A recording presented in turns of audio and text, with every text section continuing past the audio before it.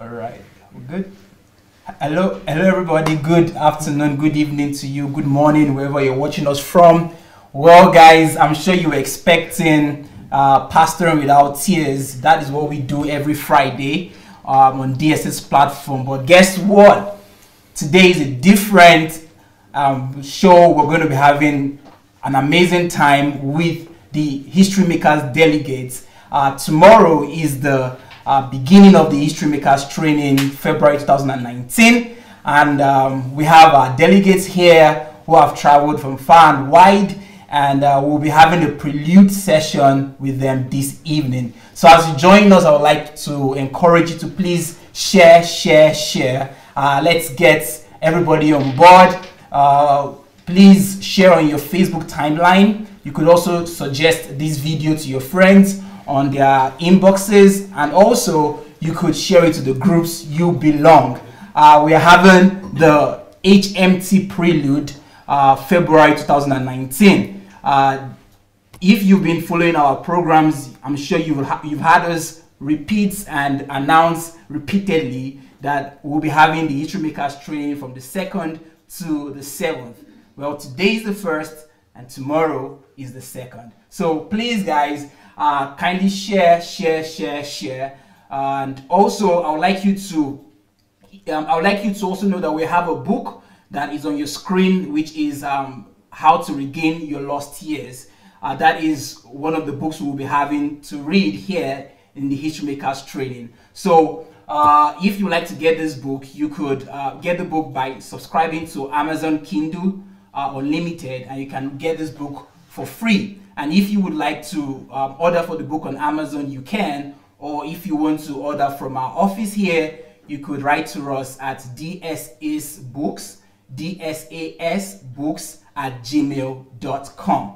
Once again, I want to welcome you all to today's show, the session 1 prelude for the History Makers training, February 2019. Seated close to me, as you all can see, is Dr. Sunday Adelaja. And I don't know if you guys can see the delegates, but I would like to introduce the delegates to you all, so you see them. Please. They will introduce themselves, and so say that the delegates will not be fair. They're just the early birds. Because the delegates will still be coming tonight, tomorrow. And so the early birds. So these are the early birds. Can we welcome and say hello to all of our viewers on Facebook and on YouTube. Hello. All right, thank you so much. Welcome, and I'd like to hand over to Dr. Sunday. Yes, hello everybody on YouTube, Facebook. We're welcoming you to. We are not having, like Dr. Anu said, we are not having Pastoring Without Tears today, because we decided to welcome the people that came earlier, using the wisdom of taking advantage of time. And they are going to be the winners, because we're going to have a session with them that we might not have with the others when they come. So that's an advantage of coming a little bit early everywhere. But before we continue, you are talking about books. I just released a new book this week, and you all have heard about it, I suppose. And that book is called The Moses Generation versus Joshua Generation. Moses Generation versus Joshua Generation. And it's my delight to let you know that that book has become #1 again on Amazon. Yeah. Can you show us some another shit photo? Because that's photography. Can you show us some of the picture of it being #1, so that people will not think that we are just making up the figures? You should be able to have the picture somewhere. So that's a good one. If you are yet to get your own, you can go on Amazon.com and just look for it, because it's not yet. It's now listed once it's #1, but it's not yet released officially. It's going to be released maybe on Monday or so, or maybe Saturday. I don't. Anyway, this weekend. But it's already #1, so it's listed automatically. So it's you can still get it for $3 actually. But from next week Monday, no finito. It's going to be $20 and above, I think. So you don't have the photograph there? Okay. So we are waiting for them to show us the proof that it has hit #1 on Amazon before we go ahead to where is it? And the Astanik, it actually is another photography or what actually say believe it name. No. Where is it? I can't even say. Okay.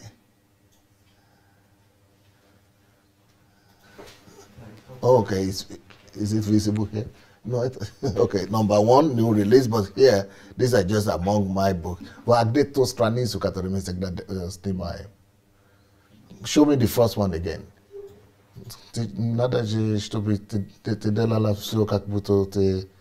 No, это же не то. Не ту страницу ты вообще, okay, this is it. Надо было только это сделать, все. You find it? It's #1 on, so you see #1, #2, #3, and there it goes. But we are #1. We don't care for the rest.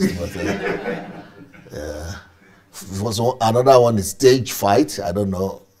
I think that's not a Christian book, right? #3 is Ancient. Oi. Hey, come back.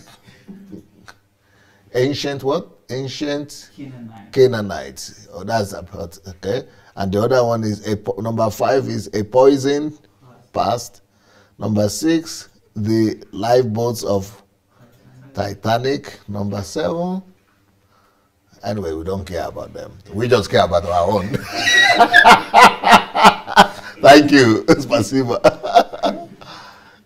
Sure. Okay. I think we are done with the Amazon. Okay, so yes, welcome everybody. Joshua, let me start with you because you are the smart one who noticed something. But also because I can't remember seeing you on the platform or even getting to know you. Or did you? One of the very silent ones. Yeah, I'm the silent one. But when I started listening to DSA, there was one time I called in, just the one time. Okay. And that one time I just called to thank you, which I know you really don't. I will not remember, no. Well, that one time I called you because you were talking about how to know God and be a friend of God. Okay. And the truth you shared there, I have never heard anywhere else. And that just. But that how to know God and be a friend of God, you know, it's a series. It is a series, yes. So are you when you're talking about the truth I shared there, are you talking about that one message? Yeah, okay. That one message where I was so touched. Do you remember the title? Oh, honestly, I can't. You can, but you were so touched. I was so touched. You picked up my phone from Milton Keynes, and I called in to say thank you, Pastor, for answering the call of God on your life. Milton Keynes. Yeah. Oh, I used to have a friend there. They used to call him Abraham Great. Okay. But he got mad at me because I started to talk about his what do you call it, father in the Lord or what they call it. Like many others are, yes. Yeah, like many others are, yeah. I think he used to, or he got saved through, what do you call it? Oyedepo, yeah. So how could you talk about Oyedepo? Yeah. So that became the stumbling block. Oh, what a shame for him. Do you know him? Do you know the guy? No, but definitely I know Bishop Oyedepo, but not the person. Not the person I mentioned. Yeah. Okay. But Milton Keynes, okay. My son is still living very close to Milton Keynes. Okay. Because he's doing his masters in what was that university? That a private university, Buckingham. Okay, it's Buckingham, Buckingham University, I think. Okay. It's not far from. Is it Buckingham? Buckingham University. Yeah, it's not far from Milton Keynes. Yeah. So. So how long? Tell me your story with DSA platform. Okay, so my story on DSA platform. Now, I will start by saying I haven't been in church. I don't know what the inside of a church looks like for over 4 years. You stopped going to church? I stopped going to church, and I stopped going to church. That's rare for a Nigerian. Yes, it is. It is. And when I say it, people are like, why? You're a Nigerian, you should go to church. As if Nigerians are born with church. I just got disillusioned with church. And part of my disillusionment was I just didn't feel that fulfillment of going to church anymore. But what was your church story before then, prior to? Yeah, so I would say for over the past 30 years, maybe from the age of 6 or 7, my family moved from a white garment church where we were born to Pentecostalism. And I still remember I was telling some of the delegates this evening, the early birds, that I remember the joy I felt. I didn't understand what was happening, but I know we're no longer wearing what we call a sutana, the white garment, and we're not going to this funky English-speaking church. But I remember the joy my parents had. This was in Lagos? Yeah, this was in Lagos, sir. Yeah, I remember the joy my parents had. I remember the joy, the new things we used to do, like waking up to have devotion, reading the Bible, you know, and I grew up. So from the age of 6, 7, I was 38 yesterday, so it's been well over 30 years. Yeah. Yesterday you were 38? Yeah. Yeah. Were you here in Ukraine yesterday? Well, I was in the air. Happy birthday! We didn't know that we would have prepared a surprise for you, but yeah. So what's your last name then? You should be a Yoruba man. I'm Yoruba. Maybe Ijebu actually. Yeah, Olutimu. My family is from Erumo. That's my village. That's very close to my village right there. Erumo is a town just outside of Ijebu. Yes. But do you know Erumo? Because I know Erumo. You do? Okay. Because it's just near my village. Really? Walking distance. I used to walk there all my life. Well, I've made only one visit, but I didn't go into the main town. I went to see a family member just on the main road. I don't even know how to describe if you asked me to. Erumo, I can't believe it. Yeah. My families, some of my families are there. You know, family members, just all that. I mean, it's less than 1 kilometer away. Walk from my village, Idomila, to Erumo. So I think we are with the Erelu family, I think. That's amazing. Yeah, you know, you can understand because Ijebus don't go home. If the parents go, they don't allow the children to go home. They just never did. Yeah, they will hide them away in Lagos or in London or somewhere outside, but they don't allow. It's a sad story. And most of the people you see in white garment church, it just occurred to me to share that now. So once you said your family used to be in white garment church, I knew they were Ijebus. And even before I said, what's your last name? Yeah. Because most of the people in white garment churches are actually Ijebus. There are other people too, even there are Easterners now and all over Nigeria now in the white garment. But originally, they are mainly Ijebus. And they evangelize others too. But the reason you see Ijebus mainly in the white garment churches is because they are all running away from witchcraft. Very sad. So if you go to Ijebu, it's the least developed part of Nigeria, you would think. No, it's not like developed in terms of infrastructure, but in terms of, for example, if you go to the east, in the eastern part of Nigeria, you will see a lot of Nigerians going back and building things in their village, but not in Ijebu land. You would not even believe it that some prominent Nigerians are coming from Ijebu. And some of the most prominent Nigerians are Ijebu people, but you will never tell when you get to their villages because they don't go there. And if they go there maybe once in a year, but they keep their children and their kids away so much that they don't even know where they come from. Most of the Ijebus you will meet here in Europe, they don't know where they know that their parents are from Ijebu, but they don't know.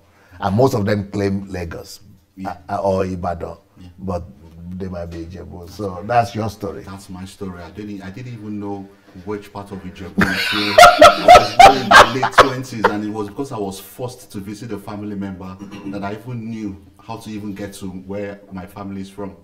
But since that one visit, I've never been back.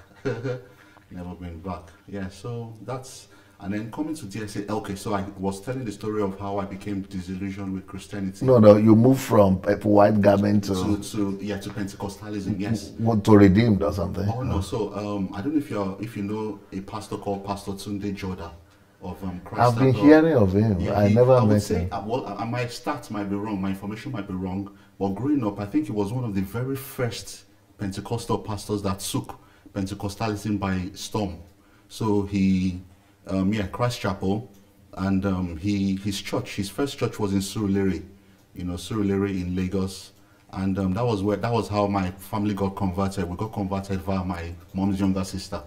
So she started going to Christ Chapel.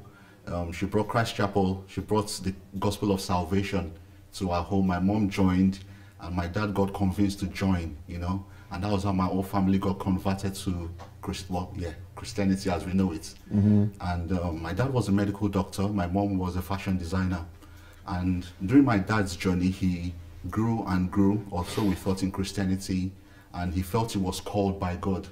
And we all know in Nigeria what called by God means. That means you have to leave your profession. And that's exactly what my dad did. He left his medical practice. He was very zealous, eh? He was extremely, even in Celestial Church, he was extremely zealous. He was very, very zealous. He brought a lot of converts to Celestial Church. So, but he left Cele and became, started with Christ Chapel, and he was extremely zealous. I would say, I wasn't very close to my dad, not because he was a bad man, but I didn't have that relationship with him. But he was very zealous, and that's one thing I admire most about my dad. So when he felt he got the call, he abandoned his medical practice and then became a full-time pastor with Pastor Tunde. That is a mistake. Yes, and everything went downhill from there. Was he an assistant in the Central Church, or he was He was one of the pastors, one of the branches? Yeah, he was a pastor in one of the branches at Christ Chapel. And you will lose your income? Oh. Your family? That is a story. That's another story from there. Because everything, when I say everything, even at that young age, I knew everything nosedived from there. After he resigned? After I resigned, yeah, everything nosedived. We could hardly keep up with family upkeep. I remember times in my childhood where we would go days without even knowing where food will come from. No, it's not possible. Yeah. Why was the church not taking care of you? Well, I don't know the dynamics of it. My mom will probably tell me if she's watching. But I just know we couldn't keep up with upkeep. I remember days in secondary school where we couldn't afford the fees. I would stay home months at a time because you just couldn't begin. You won't be able to go to school. From being comfortable? Yeah, to being that way. And even Celestial Church didn't do that to you? No. No, it didn't. So, and that went on, and then later. But you people were still going to that church? Oh, we did. My dad was that zealous. We went because he and your mom should have been feeling it. Oh, women always show that those kind of things. Oh, and my mom, she's fantastic. She just showed that the responsibility of the family. She was not complaining. No, she did. Well, now that we talk about those times, she tells me about her frustration about those times. Yeah, because that is horrible for a woman. Yeah, that is the worst thing that could happen to a woman. She stuck with her husband. You know, she showed her a lot more responsibility. I mean, growing up, and this is not to say anything bad about my dad because I love him, but I don't remember actually going to my dad to ask for anything. I don't have that memory. Maybe just the one time I went to ask him for school because he didn't have it. You could tell he didn't have it? Yeah, I could. It was obvious. Huh? Oh, it was very obvious. And so we couldn't keep up with paying the rent. He was pastoring church? He was pastoring a branch. And I'm sure maybe what they do in those branches is that they take the offering to the central church. That's exactly what happens. That's why he didn't have anything. Yeah, that was exactly what happens. And he didn't even have the branch. Do you have an idea of what African church is? No? No, but I have listened to my teachers. Yes. So I understand what a little bit of what you speak about. No, a lot of bad things happen. Because before I listened to TB Joshua and I get very excited about all the healing. I said a lot of healing, but I wonder, but just like winning in lotto, because someone get healed and someone don't go. Yeah. So, but when you start to speak about, I start to think. your brain came out. Yes, I start to think. A lot of gullible European people go to Africa and to TB Joshua and get scammed and deceived. Some die just because they are curious for miracles. It's very sad. Very bad things happening like this. Okay, so that went on and on. And so you finished your high school? Oh yeah. So by God's grace, we were able to finish high school. We went on to university in Nigeria. Yeah. How did you manage? Well, I don't know. How many children? My dad was polygamous before he became Christian. So, but from my mom, I've got four, myself, first of four siblings, no, three. So 4 of us and 3 siblings. I'm the first. On my dad's side, he had other children. Yeah, but we never lived together. We lived separate lives. But we grew up together. But your mom was living with your dad? Yes, yeah. So your dad didn't get to keep the other wives? He lived with them for a while, but when he became Christian, he felt convinced that God wanted him to stay with just my mom. Okay. So after a few years of becoming a born-again Christian, he took that decision and he started staying with my siblings, myself and my siblings and my mom. But we lived very close lives with my other brothers as well. They visited as often as they could. And their mothers? She stayed in Sele, but he... Only just one other wife? 2. So the first wife... 2 wives in all? Yeah, 3. 3 in all? Yeah, yeah. It keeps on increasing. Yeah, but I knew all of them. We grew up together. In Sele? Yeah. He was able to bring all his children into being born. Yeah, so we all grew up together as Christians. But those ones were older than you? Oh, they were all older than me. Yeah, they were all older than me. Yeah, so we finished. I finished university. Well, so your mom had to pay for your school? Oh yeah, she did a lot. She did a lot. And Nigeria, Africa. Yeah. Sad. Well, and then unfortunately, but she's married. Yeah. Oh, you lost your dad? Yeah. That was in, I can't even remember the year now. 2002. While you were still in Nigeria? While I was still in Nigeria. Yeah. Was it old enough to die? I believe it was a condition that could have been managed if we had the resources, but we didn't. Yeah. So we lost him in 2002. What age was he? At 69. Yeah.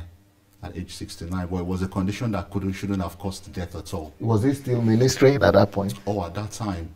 So we left Christ Chapel. Oh, you? Yeah. We left Christ Chapel. He became disillusioned in Christ Chapel? Yeah, he did because I never discussed it, but from looking back, I think he felt Christ Chapel wasn't going to give him the platform to actually achieve what he believed was God's calling on his life. You know? So he left Christ Chapel, and guess what? Winners Chapel, Bishop David Oyedepo. Nigeria doesn't really have any option. They don't have. They're going from fry pan to what they call it, to fry pan to fire. Yeah, and then it was, getting worse. Yeah, it was Bishop David Oyedepo. But we didn't know any better, so we felt, we've gone on to the next, the next level. Yeah, that was what, and I remember Daddy always being excited every time. Thank you for sharing these things with us. You know, Joshua, I'm so grateful you are sharing this. More than just with me, you are sharing with everybody, and I'm sure it's helping a lot of people who are hearing. Yeah. But besides that, so besides that, though, I think this is such a big trust from you to have opened up about this, but it's also typical of what happens in Nigerian churches. So people I'm sure there are people who are identifying with what you are saying. I mean, when I listen to people on your platform, I'm so shocked that a lot of people have the same kind of background that I have in Christianity too. Because from Bishop Oyedepo, we moved on to who? Pastor Matthew Ashimolo. You are being a journeyman, a church journeyman. Well, KICC. So what happened? Did your father get disillusioned again in Winners Chapel? But in Winners Chapel, the reason why we stopped Winners Chapel was the distance to travel. So the distance just didn't make sense anymore. And KICC now opened a branch in Lagos, and that was much easier to get to. So we started going to KICC, and actually was a staff. So straight out of university, I got offered a job to be a staff member in KICC. Yeah, I did that for 3 years. Was it with Pastor Wale? When you went there? No, it was after Pastor Wale. After Pastor Wale, okay. Yeah, it was after Pastor Wale I became a staff. So you know Pastor Wale? Oh, very well. He was there when you were there? No? I worshipped under him. I was a church member under him. Yeah, but then I was in university, so I used to shuffle between home and school. Every time I was at home, I sat under Pastor Wale. Because I came to Nigeria to visit. Okay. And Pastor Wale came to some of my meetings. Oh. And I'm not sure, but I think he stepped down after that. Yeah, he did. I'm sure he too got some revelations.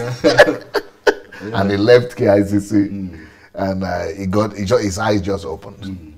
Yeah. So, but how did I meet DSA? So No, before then. Okay. So how did you get to the UK? Okay, so it just so happened that my dad studied in the UK. He studied medicine in the University of Glasgow, and it was during that time he got naturalized as a citizen. Now there's something in the UK called the rights of abode. It gives the descendants of citizens to claim that right of abode. Okay. And I didn't even know I could claim it until much in my late 20s. So we applied. Initially, he was still alive at that point. No, he was. He'd left us then. He had died. Yeah. Okay. So and you didn't know you could apply? No, I didn't even know. So we applied and we just. So you were just suffering in Nigeria. All of you were just suffering. We were. But he didn't know. He didn't know. I don't know. Did he know that he was naturalized? Well, after a while, we found his British passport among some of his things. So whether we could have, so I don't know whether he knew he could apply for us. What's what he said? I was thinking you had a British passport. And he was suffering in Nigeria. And because of this religion, sometimes he had a British passport at home. Wow. Yeah. So, but and all his family was suffering. Yeah, it was after he died that we knew we could apply. It was after then, so we did, and we got refused initially, but after the appeal process, myself and my siblings got the rights of our book. All of you? Yeah. What about the other children? I think they were not interested. But the way I understood it was the law didn't apply to them, but I can't speak for them because after my dad died, we just cut off contacts. We didn't have that much contact anymore. So I don't know what. That's the problem of polygamy, right? Yeah. So I don't know what they've done or if they could. I really don't know anything about them. Yeah. Yeah. So that was how I was. So all of you moved to the UK. And we moved after we finished our university education because I was ready. So I moved. My mom was already in the UK. Okay. So I so moved she in used the same right to come. Yes. Okay. Yeah. So I moved to the UK in 2008. And my siblings joined just as they finished university and they were available to come. Yeah, but myself, my mom, and my siblings were all. I would like to see that your mom. Oh yes, I'm sure she said I should particularly say hi to you because. But she doesn't know Ijebu. She's from Akwa Ibom State. But so she doesn't know Ijebu, right? No, she doesn't. But she grew up in Lagos. She speaks very fluent Yoruba, but she's from Akwa Ibom State. Wow. Yeah. I would like to see her because. I'm sure she'll be thrilled. She was a hero. She is. My mom is my hero. I do everything to make her happy. And being here today is her biggest joy. That I've actually been able to discover, for myself, a path that I've chosen. Before now, all the paths I've taken are paths that were dictated for me. But coming to know DSA and following DSA is a path I discovered consciously. and I've consciously chosen by myself. That makes her really, really happy.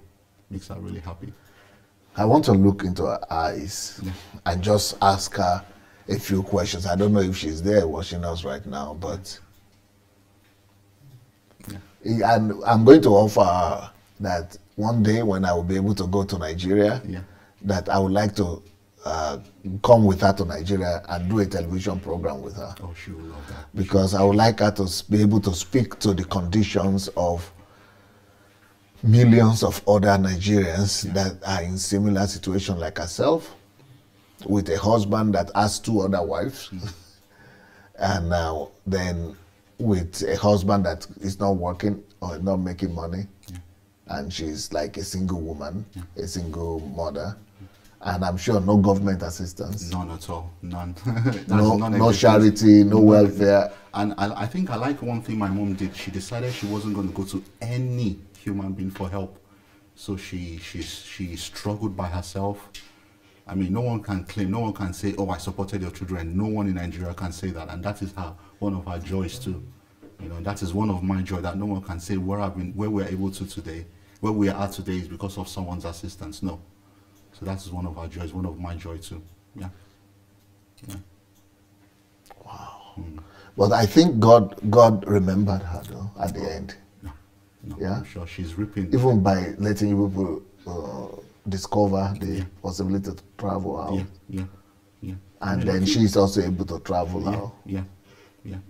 It was at that time. It was really a godsend. Yeah. What about your siblings? What about are they left also traumatized by? I mean, when we talk about it, we don't talk that much about it. But when we do, I don't feel any trauma. I think it was just something that happened. So we talk about it, We talk about experiences. You know, a lot of hardship. Africans, a lot of these things that we go through, we don't even look at them like traumas. No, we didn't. You just think they survive or everybody Yeah. is going through something. But those are really traumatic things. If you look at it Yeah. from professional Yeah. standpoint, Yeah. those are traumatic Yeah. events. Yeah. But we talk about it, and I kind of get the feeling. I can't see any what they'll call PTSD, post-traumatic anything at all. We just talk. We relive experiences. We talk about during Christmas, because we have Christmas together as a family. So we're talking to my brother-in-law, my sister's husband.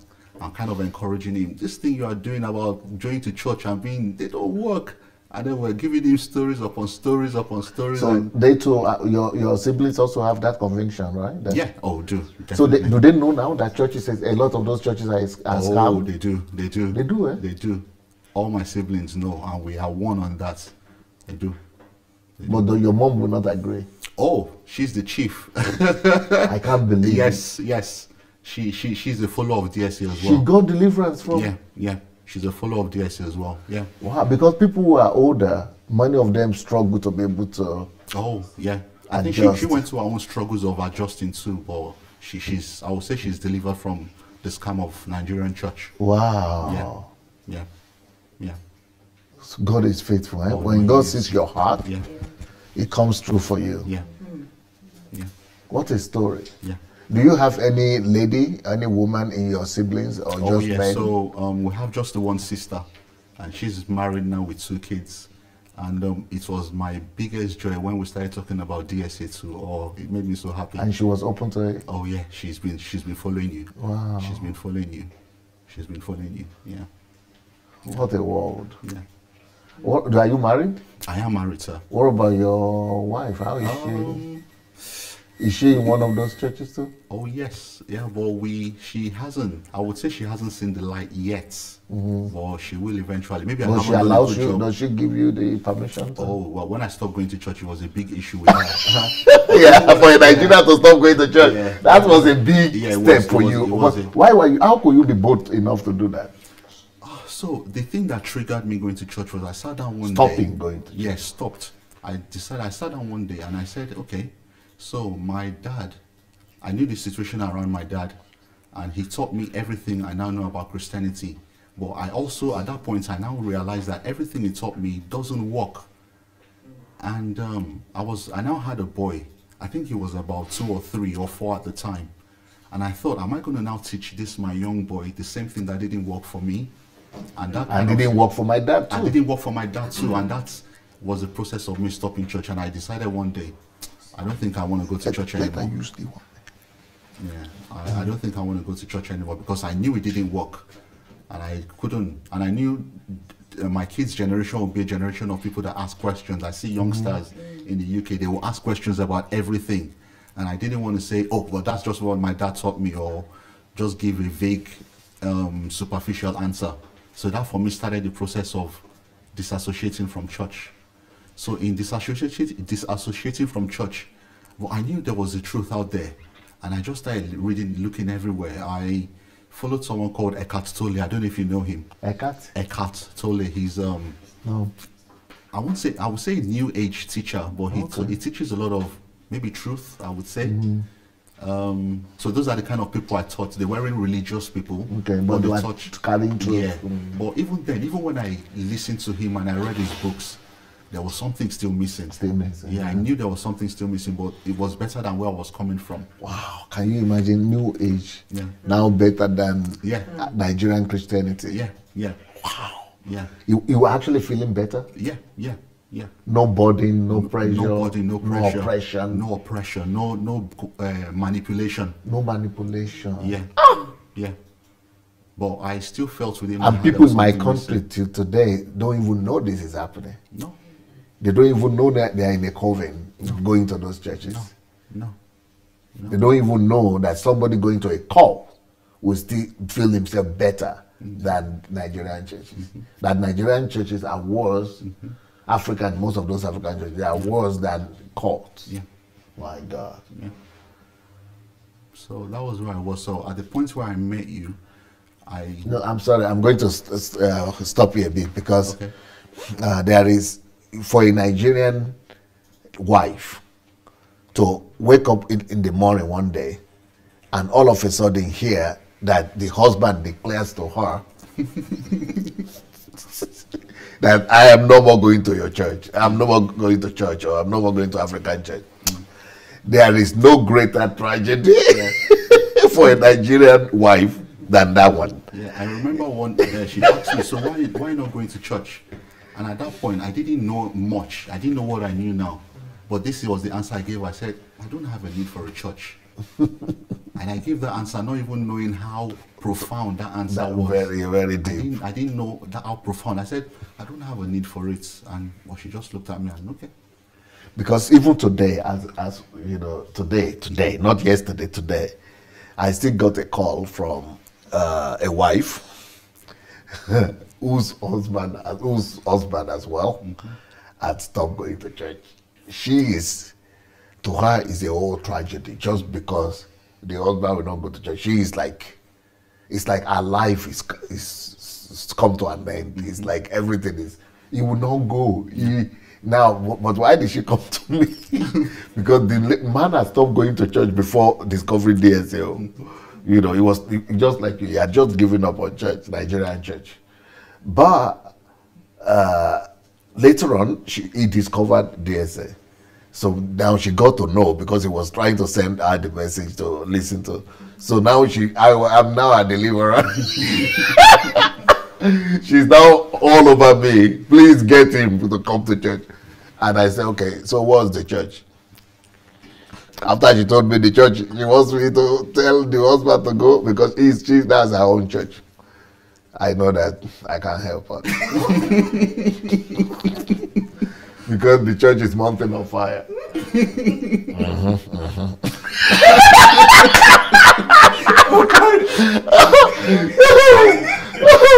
She moved from Catholic and became mountain of fire. So I could understand that I think mountain of fire is as bad as TB Joshua, maybe worse. I mean, mountain of fire. This is what this lady is going to. So she was telling me, I try to tell my husband all the time that these diabolical powers are the reasons why he's not going to church. And that, but he will not believe me. He's always telling me, forget about that rubbish. But I'm telling him, you have enemies. Your neighbors are your enemies. Your parents' house are your enemies. She is trying to convince him. And so it got so bad that he just cuts her off. He just say, if you are going to be talking about church, all these churches, all these enemies, I don't even want to have anything to do. He just cut her off. So it's a big tragedy. Church, people have been brainwashed so bad. Oh, yes. Yeah. That, so for you to tell your wife that I will not go to church anymore, I cannot. Sunday morning she gets up, dresses the kids, and because I'm an early riser, I'll always be awake at that time anyway. I'll just be in the living room and I'll say, oh, Daddy, bye. My son started asking me, Dad, why not coming to church? I just mumble something, you know, just go, okay, but bye. They don't, you just pray for them not to experience what you have experienced. Definitely. So I just stopped it. Because this lady, she is even afraid of having children now. She doesn't want to have children. I said, why? She said, because I don't want to have children, and then my children will grow up, and I will not be able to take them to church with my husband.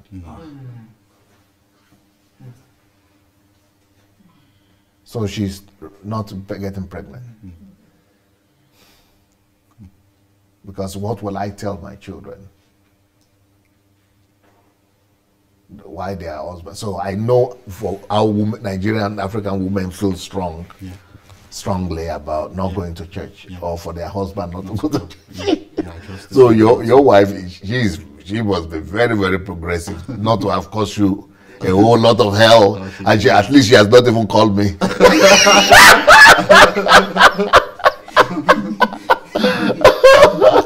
So it means she's very considerate, because this one will not even have children, talk less of, and she's been writing me, you've got to do something also my husband, my husband. So, but you just have to have patience with her.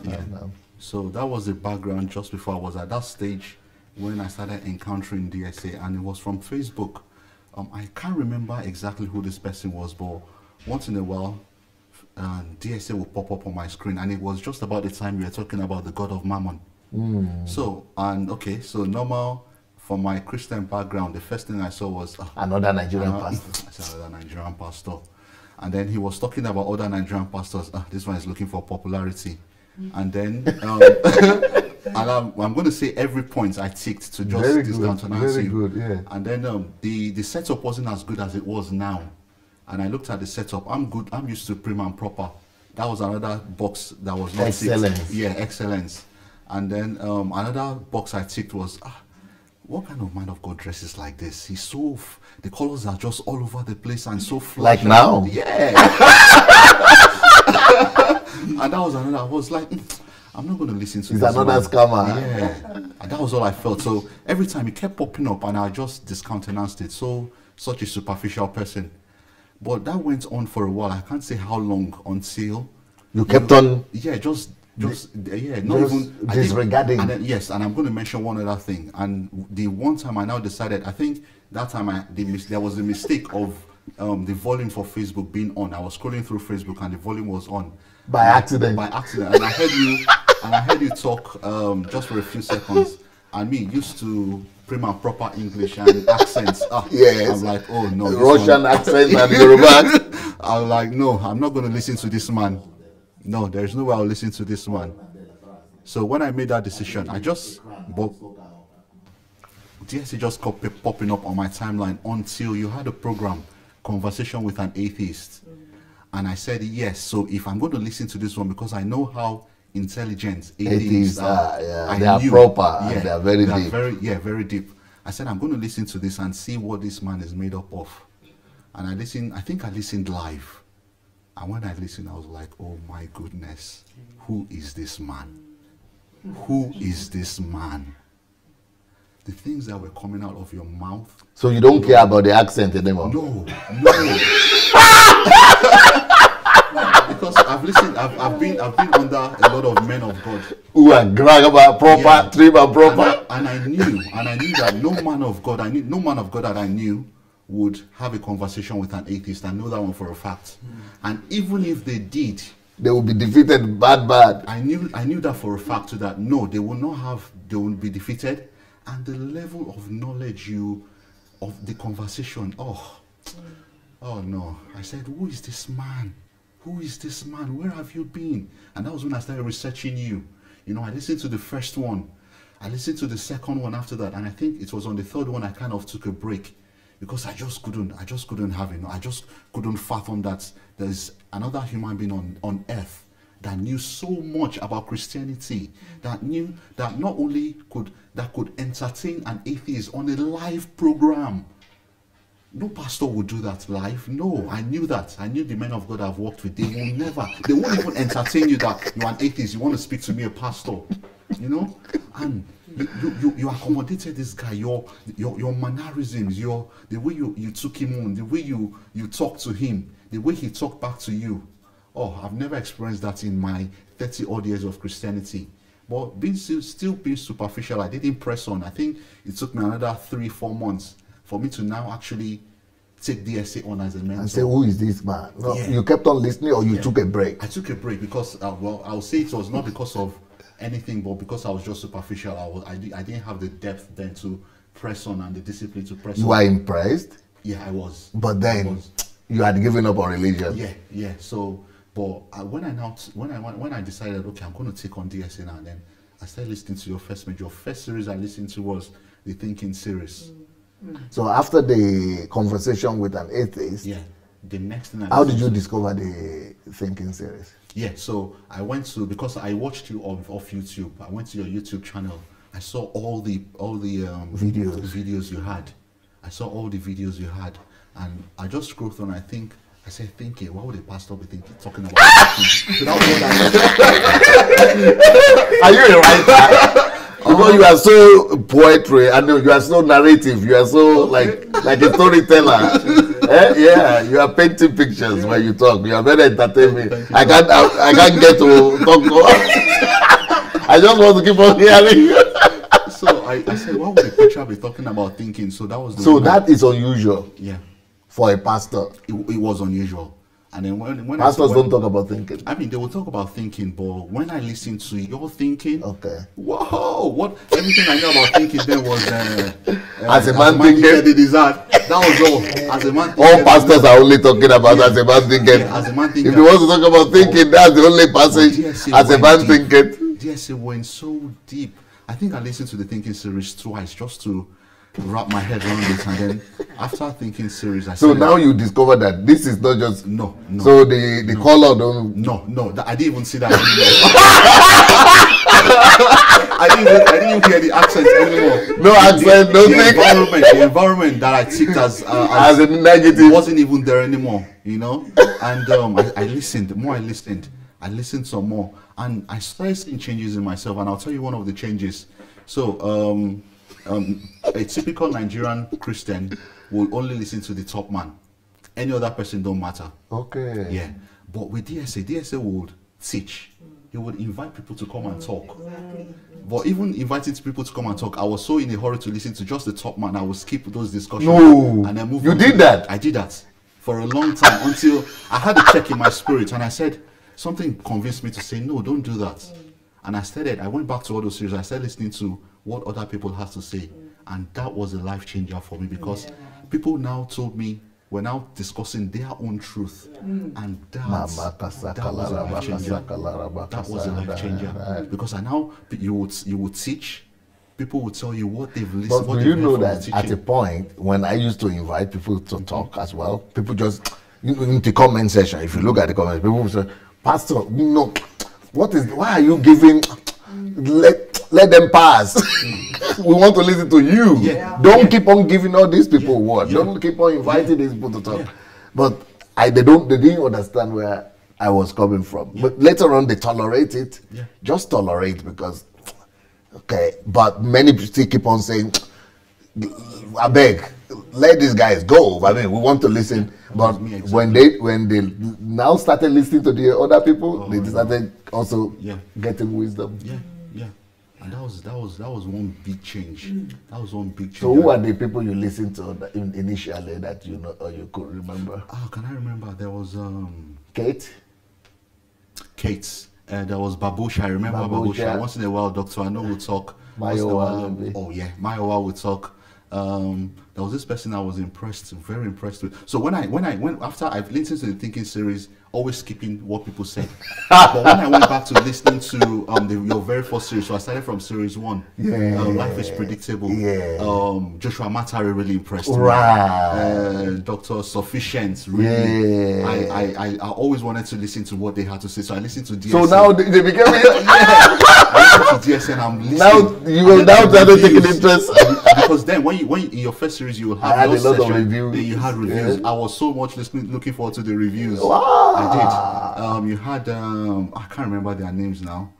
That was it Lio. Right. Lio. And some of them I had my kids too. Those ones were really, really interesting. You had your kids in those ones too, and I've progressed since then. I've bought about 11 of your books. Read through them. Some of the ones I've read are Money Won't Make You Rich, Stop Working for Uncle Sam, How to Regain Your Lost Years. But those are challenging books. Oh, well, I'm sure I've read. Would you like challenge? I think I do. I think I love. Because Money Won't Make You Rich. That's a challenging book. Yeah, it is a challenging book. And I have then something. The other one you mentioned is Stop Working for Uncle Sam. That is a challenging book. It is a challenging book. And it's a life-changing book. It is a life-changing book. It could alter your whole... It altered the way I see what my work life should be. Work shouldn't be you working for money. It should be work is a tool. But that could alter your whole life. Work is a tool for you to fulfill your purpose on earth. So if you are working for money, you are a slave to money. But that's who our people are. That's what we are. That's what we are. It's sad to say I'm still there, but I have the knowledge now. Well, at least you have a plan. Yes, I do. Recently, I was... No. You are moving like a plane. Let me slow you down a little bit. How could you be going from all these preachers are done? They are just like okay, I will not listen to them. So, okay, we saw the change where the atheists, thank God I did that program now, just because I thought, why should I even do it? But thank God I did. So we can see the benefit of that now. Because the real atheist I was talking to, he didn't really commit himself to be a follower of Christ, but he committed himself to be a follower of DSC. He says he's a follower of DSC, but he's not a follower of Christ. Anyway, that's secondary. But thank God now I'm seeing the fruit. But I want to feel, I want to get your, what am I looking for? I want to feel your transformation, I think, or your process of inner change. Not just what you are telling me right now is what happened, but I want to, how could you, going from one extreme, no church, even listening to new age people now, not finding pastors interesting, when you saw yourself now listening and being carried along, what was happening to you? What were your emotions like? Is it like, can I believe this is happening to me? Is that kind of feeling that, is this happening to me, or I'm happy? Is it happiness? Is it excitement? Is it shock? Is it a surprise? Is it, I don't believe this is happening, or I don't want to do this, or this is what I'm, what was your own personal feeling? I want to just go through your emotions. Well, one thing that happened to me was I suddenly realized, oh, so this is what I've been looking for. This is that truth I've been looking for. I didn't understand it as truth at the time, but I felt within myself that, yes, a missing piece. I found a missing piece. I found someone who would teach me that missing piece. I found the path now that would not lead me not to a man like I've been doing, but that would lead me directly to God and directly to Christ. That's a strong point. Yeah, directly. Not to a man. No, not to a because man. that's what we had in Africa. That's it. We only have attachment to Kumuyi or to Adeboye or to Oyedepo. Yeah. But here you are talking about somebody leading you directly to Christ. To Christ, yeah. So that Personal relationship with personal God. relationship. Personal, because So you before discovered that. I You were able discovered to- that because during my new age process, I came to the conviction that what we call God is an impersonal being out there. He's not personal. I didn't believe in relationship. I knew he existed, but I think I got it wrong to think I could converse with him personally in a relationship. Wow. But listening to you now brought that back, and I knew that was what was missing. And I now have that relationship. But religion will not give you personal relationship with God. No. And that's what the missing link is in our churches back home. People don't have that. They are not teaching them that. They are teaching them to be faithful to the church. To the church. To the man of They God. point everything back And to to church keep and on the doing man of some activities. Come to night vigil. That's it. Pay or whatever. That's Dues. That's it. And I'm sure if I was still back home in Nigeria, I had no doubt about this. The trajectory I was going, I would have ended up being a branch pastor. I knew that one for a fact. I even felt that was even my calling at some point. So people are so brainwashed. like that. Yeah. So I knew that was going to happen. But even though I didn't want it to happen, but I knew if it was put to me, it would have been put to me in such a way that I had no choice, and then I would have just conformed, but it would have just been another trap, another mistake, just going back, tying yourself back to a church. Repeated the mistake of my dad. I would have. I saw that. I knew that was going to happen. I knew, because and you couldn't do anything. I couldn't. I didn't see myself being able to do anything about it. Trap. Yeah. No, a lot of people are repeating that kind of vicious cycle. Yeah. But meeting DSA has, it's not 360 because I'm not back in the same place. I've done a 180, and life now seems so. Sometimes I'll talk to my mom. My mom is the only one I can talk to. We talk so much about you, about DSA, about what we are learning, what we are reading, and then we talk, and I find myself saying, "Mommy, my next 10 years will be the best 10 years I've ever lived." Now I understand why you had to come for this particular program. No, I followed the last HMT was the best ever. I followed everything. I'm sure I've listened to that conversion series maybe 3 times. I'm sure I have. You are not alone, I'm saying. And then when we were on, I was opportune to listen to one of your live broadcasts where you mentioned what the theme of this one would be. DSA, I was rolling on the floor. Yeah. Because you kind of just went into me without even me knowing what I wanted. You went into me and brought out what I needed. Planning your goal, your life around the goal for the next 25 years is, I mean, no topic can trump that. Yeah. Yeah. Because while you were talking, I just kind of understand that, with what you have gone through, it would have been a mistake not to be here. Yeah. And I already registered. I already made my intentions known before I even knew what the topic was. Oh, Holy Ghost. Yeah. Yeah. Glory to because God. I knew no matter what happened, I was going to be at this HMT, irrespective of what it was. And when I heard that topic, I was rolling on the floor, I was screaming. I was like, yes. Maybe this is the topic HMT. that will be better than the previous one. What? The trend has always been the present HMT is always better than the previous one. So because she is doubting it, could it be better than conversion? Because this is going to be very practical too. Yeah. Conversion is a class on its own, but this one is going to change your life totally. Yeah. Conversion, you needed to change your worldview. Yeah. And begin to look at life differently and begin to really.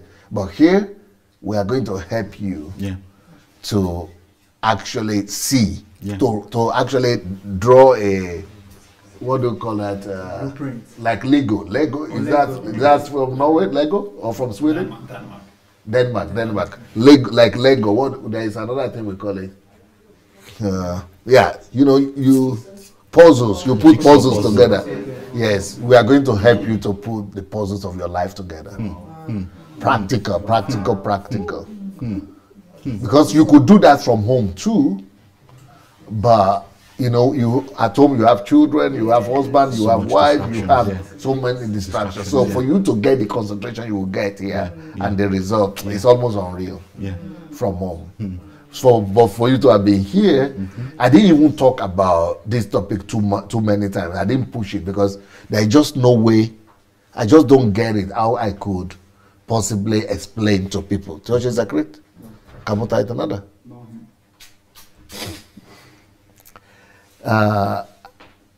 There is just no way I could emphasize it enough. So it's only when people will now be listening, that's when they will be hitting themselves with, oh wow, what's happening? Why is it that? Yeah, I was really excited when I got to know about the topic because the topic is going to be life-changing. Definitely something I need. It's definitely something. I've always said it that the next 10 years has to be, but you've gone ahead and made it 25. 25 years. 25 is it okay? years. Are you okay? You wanted 10 years of your life planned out. Yeah. But 2025, do you think that's a good? Definitely, it is. It is.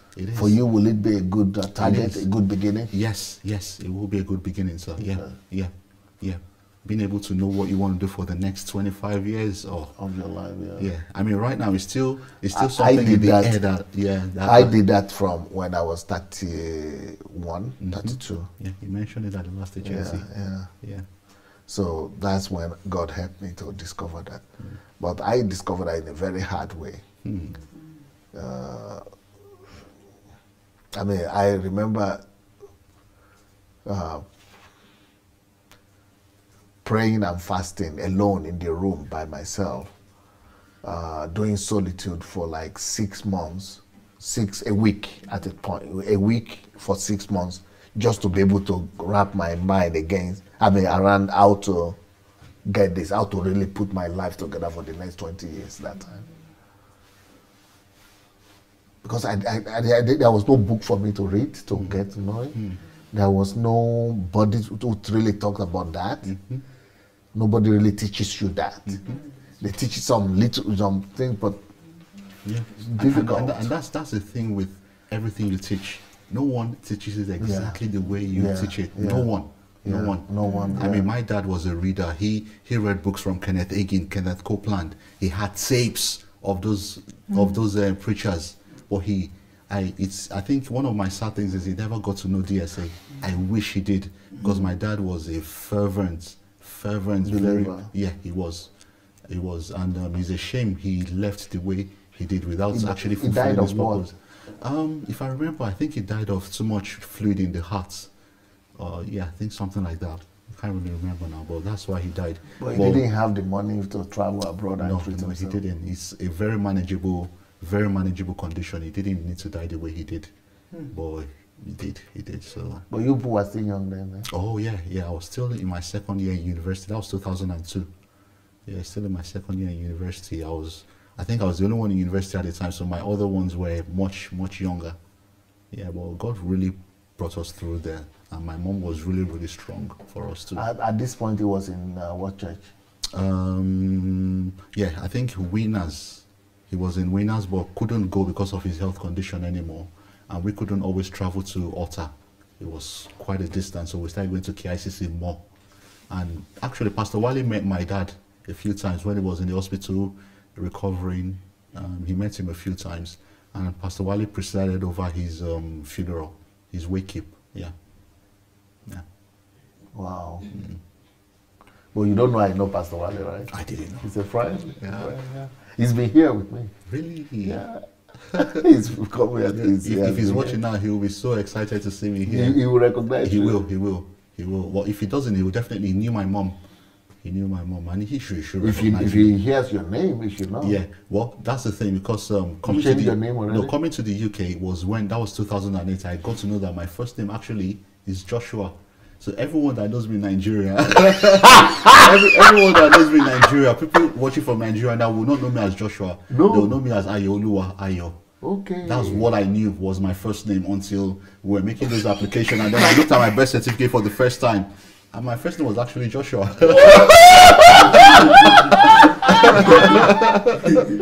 But the first time, what's the story? Nigeria is full of stories like this. Wow. Yeah. So they might be looking at you and thinking, it's like I know him, but Joshua, that's not a name. Yeah. So everyone before 2008 knew me as Ayoluwa or Ayo or AY. Yeah. What a story. Yeah. So we've also touched on why you think you have to come for this topic, but I think God just set you up. Yes, it is a big setup from God, yeah. So what are your expectations? Well, I know if I say I don't have an expectation, to look like I'm not being serious, but the truth is, I know my life is going to be radically changed. I can't say how much it will change, but any contact with DSA is a contact for change. Yeah. And I've been now bold enough to now share DSA on my timeline. I've written 2 short write-ups on my Facebook timeline encouraging people to, if they can attend, they should watch online.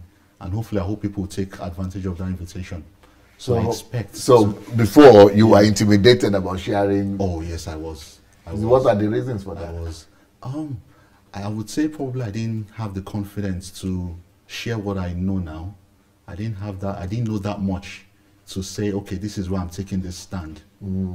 Yeah, but now with listening to you more, imbibing a lot of things you've said and practicing what you're saying, I don't care what anyone thinks anymore. Truth, you just have to stand on the side of truth. But do you, at what point do you think that break came, that you had already taken enough in?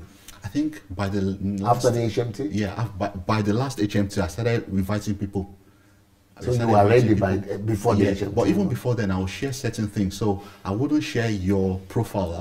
I would share things you said. Okay. For instance, there was one time you said something. You said that principles are always superior to miracles. Never have I heard that. Never. As soon as I heard that, I went to Facebook. I wanted to share. So I put it on Facebook that I heard this from DSA and I'm impelled to share. Principles are superior to miracles. Someone called me. I didn't like what I shared. No, because religious mind. Yeah. Someone didn't like what I said. She actually called me to say that, I know what you are saying. I know what you're saying. But the people that will say things like that is because they don't have the power for miracles. But even at that point, I didn't know what I knew now to correct him.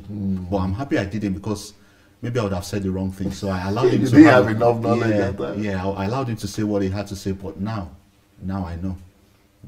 So did you take your time to listen to a few series? Or yes. Only one series? Oh, no. So tell me some of those series. After listening to the Thinking series, I took the decision to go back to series number 1. I think that was Beautiful. Life is Predictable. No, Love. Lo- Love series. Is it? So it means you on left out YouTube. Love series. No, on YouTube, series number 1 wasn't Love. Help me with my Is it with series my number iPad. 1? Let me show him.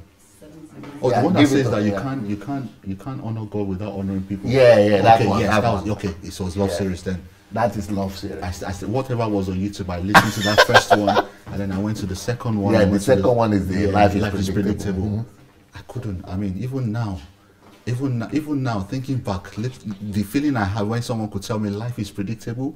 Oh, that sounds strange too, right? Yeah, because I've never really had anybody Why preach would on you say that life kind is of thing. predictable? Life is the most. Maybe you have, what we but know I was never- life was the most unpredictable thing. You just prepare for Especially uncertainty. if you have been to a church like Winners. Uh-huh.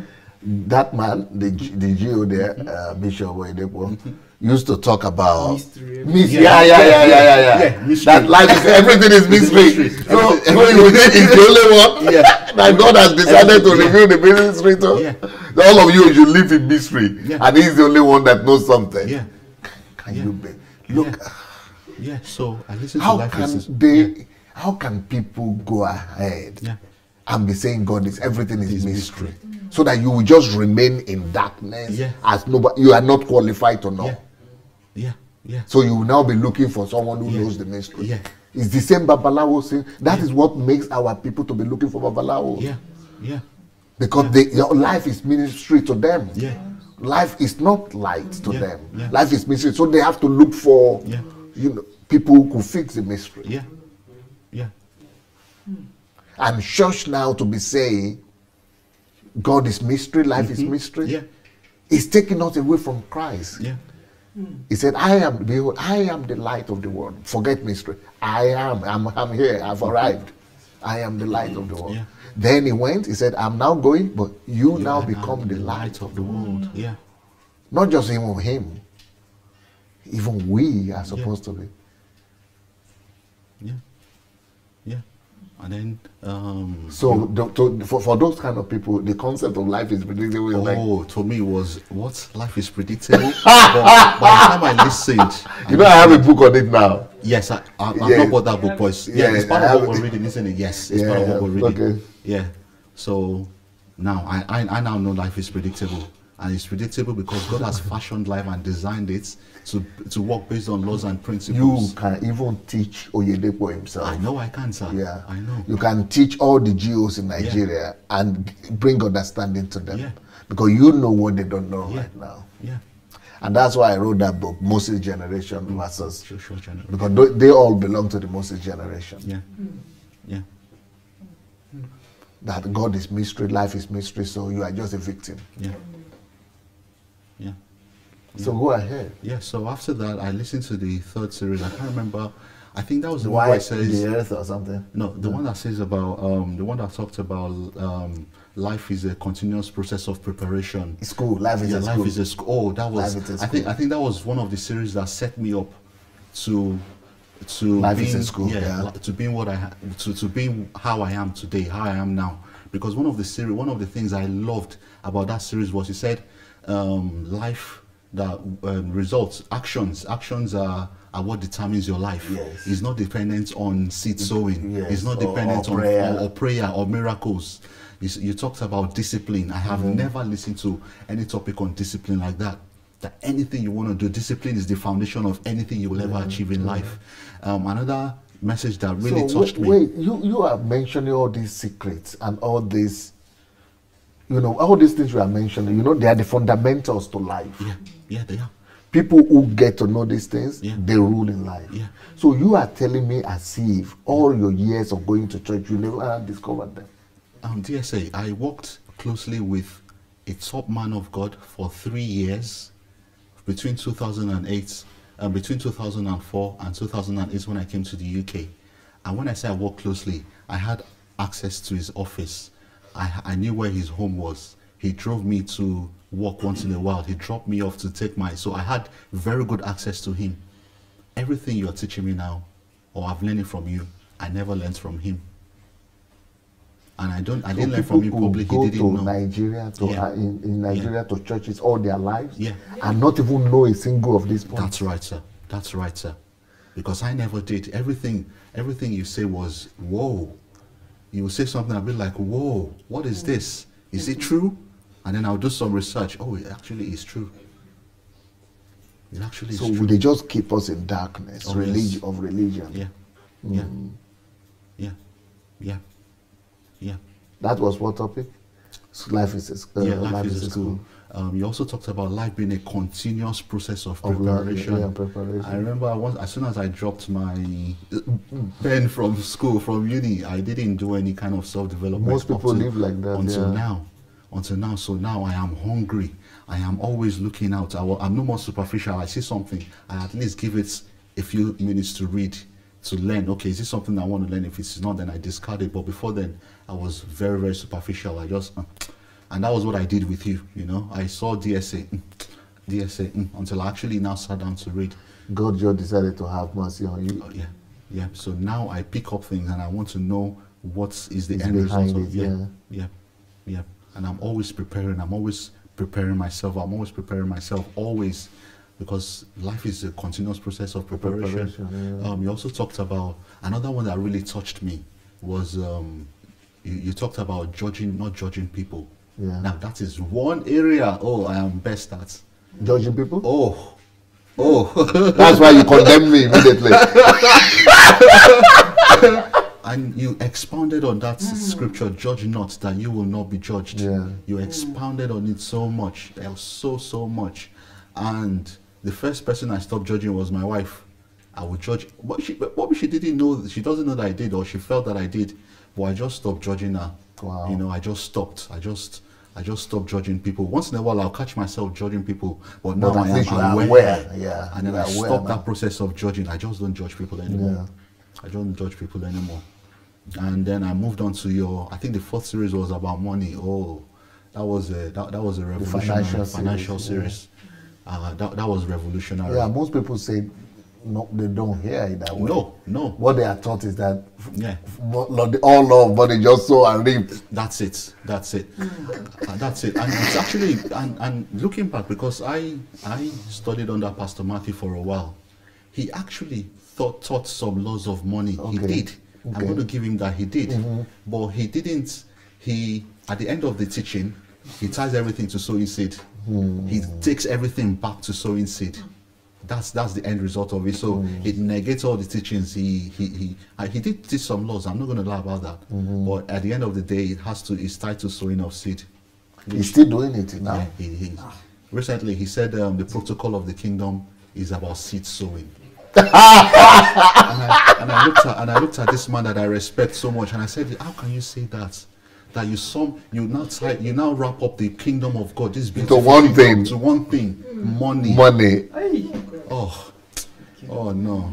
How can you say the protocol of the kingdom is seed sowing, likening it to, and then it went ahead and the said, seed sowing is to them. You have to give to them. That's it. They are the ones receiving it.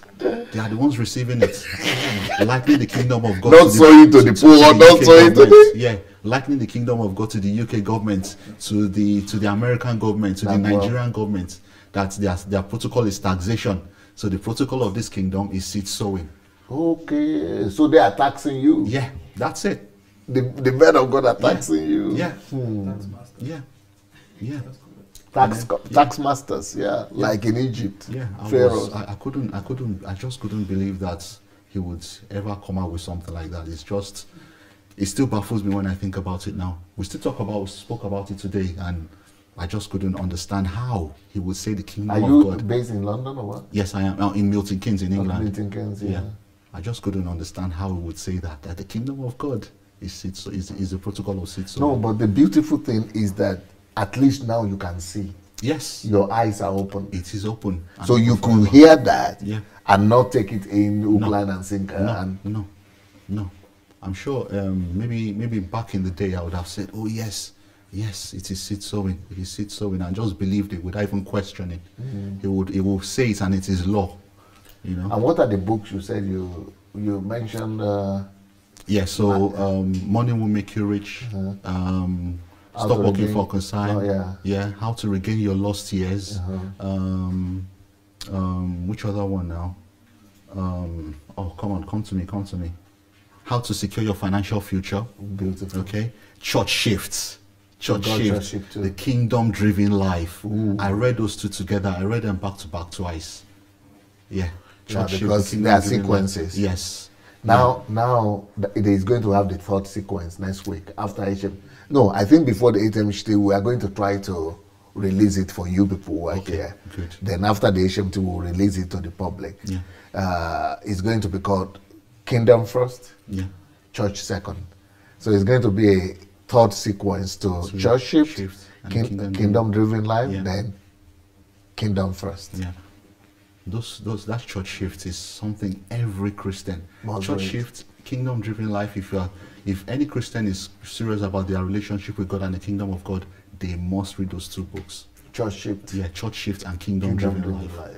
I would say maybe both of them are maybe the best books. Yeah, I mean, every book you read every book you write is different, but those two, they are on a class of by themselves. Yeah. Yeah, you know, some critics in America said the Kingdom Driven Life is they said it's the best book that has ever been written on the kingdom. I believe so. I believe. And yeah, then I believe so. another one said it will be in the top 3 books of the past 1,000 years. I believe so, because it's a manual to understanding the kingdom of God.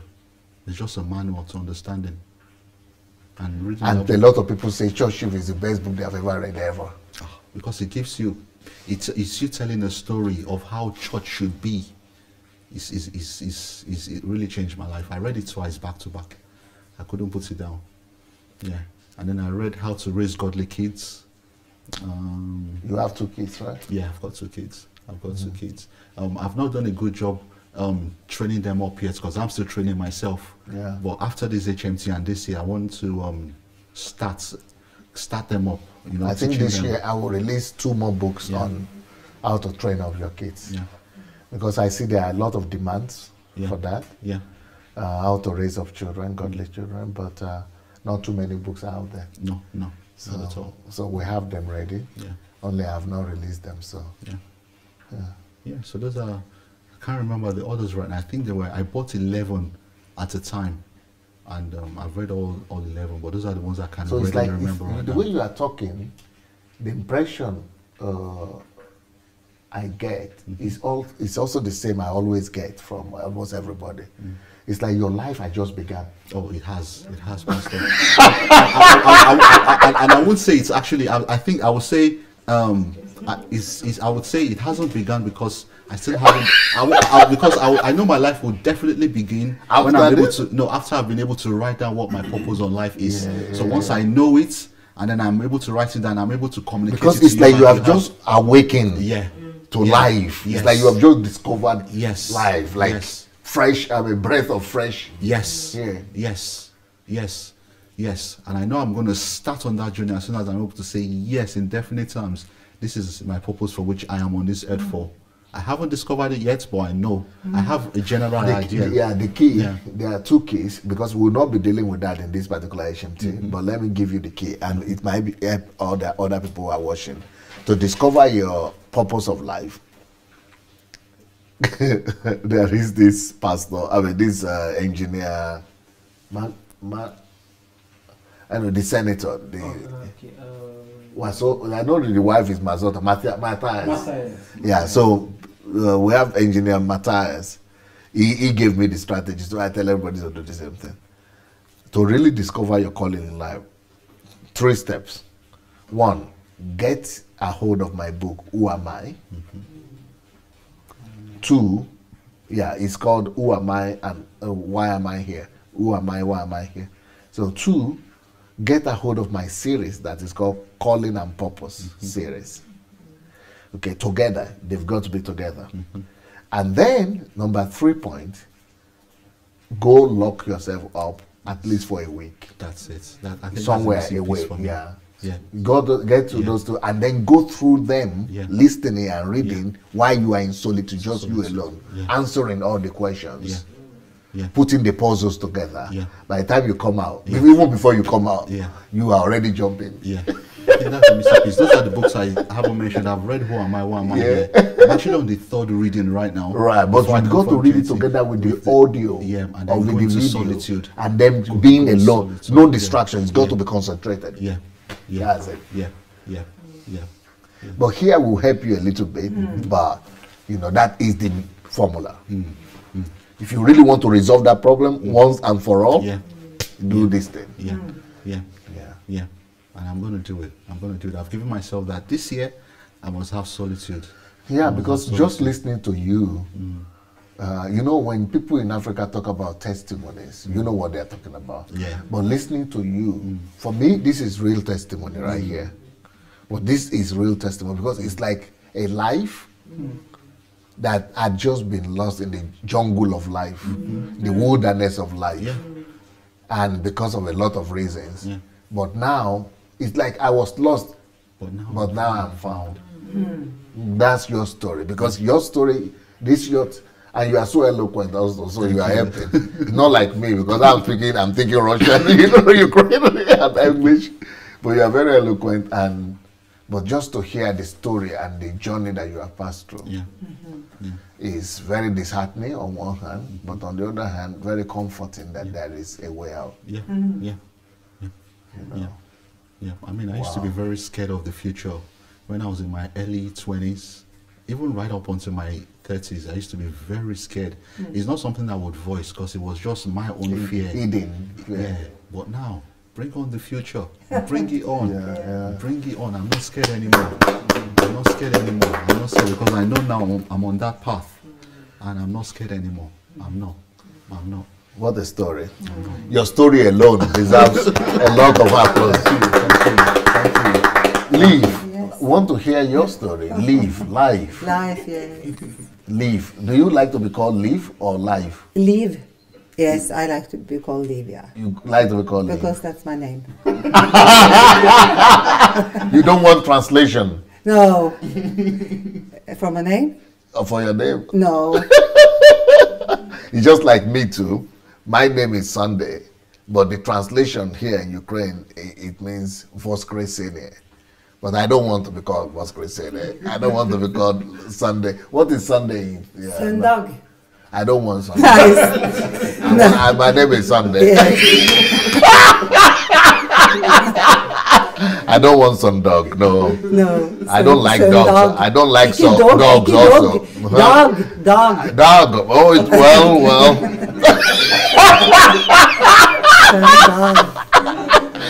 well. I like Sunday. Yeah. Yes. Of course. Tell us your so 2 questions. Yes. Your journey here, how you discovered the essay and this platform and you decided to come here. Yeah. Why you decided to come here. Then the topic of the... But first of all, I have to say, because when we get the mail, we see that the topic for this Hmt was the undiscovered power of conversion. I read it in the mail, yes. Yeah. So I got very... That was the old topic. Yes, and we know because we have seen some video from last time, but we think maybe it continues something. Okay. But it's true. Initially, I wanted to continue. Yeah. It's true. Yeah. So when I did the last time, everybody said, let's and I have more to say. And people said, let's continue. So I said, okay, maybe we'll continue. But after 2 weeks or 3 weeks, 1 month, I just felt in my spirit, no, maybe I'll continue next time, maybe in April. But maybe my team, they didn't change it in the letter. They left it in the letter. Yes. But this is very good, but I think, because what comfort me about this, because I think 25 years old, I'm like Moses. When I am... You look young. Are you 50 now? I'm 59. Yes. Ooh. Yes. So I think 25. But I'm because you said that you plan your life 300 years. Yes. Yeah. So I have time. I could have it 20. Yes.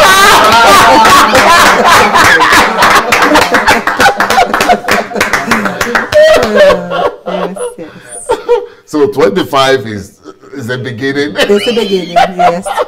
It's the beginning. But would you like to plan your life for 300 years? For 3, I don't understand. You don't understand that? No, I don't understand. Would you like to understand? Yes, of course, I would like to understand. Because you have an advantage. Yes. Your advantage is that you are here, and I'm here. Yeah. But from home, you would not understand. No. But since you are here, then I don't have any option. I've got to make you understand. Yes. I will explain. I will talk about. Yes, yes, I will very much hear about that. It gives me hope for the future. Because maybe when I finish, explaining that, maybe you too might want to do a plan for 100 years. Maybe not for 25 years. No, yes. Yeah, maybe you will see the reason and why you might want to do for 100 years. It's a great life. If you can understand what I understand and why to live and plan life for 25 years, for 200, 300, 500 years, if you understand it, you know the way he's happy that he found life, your happiness will be 3 times, 4 times more because you are seeing things down the road into 100 years, 200 years, 300 years. And I hope you will all be able to get something after. Yes. Yep. Yes. So what should I say? If I should say my way to you, I think I have to mention Miles Monroe because he is the way to you, I think. So you started to listen to Miles Monroe? Yes. Oh. I started to listen to Miles Monroe. Did you get to meet him? I never meet him, but I read about him exactly after he was dead in that air crash. And no, but before then you didn't know him? Ooh. And I read about him in Facebook, and I got curious about him, and I started to read and discover, and that started my revelation in the kingdom. Wow. Yeah, and that. You know, many people say they got to know Miles Monroe because of his death.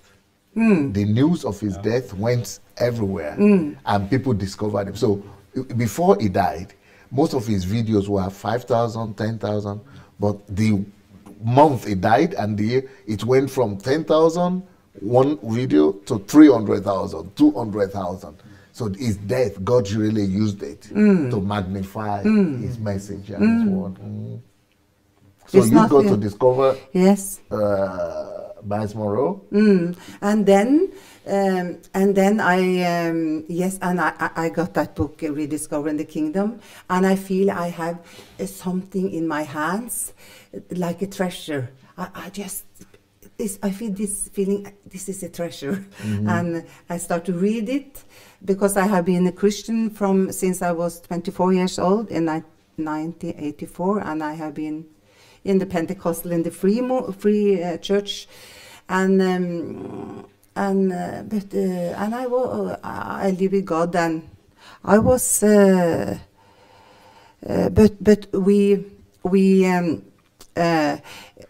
the church in Norway built on the structure that one man in the top, and we under.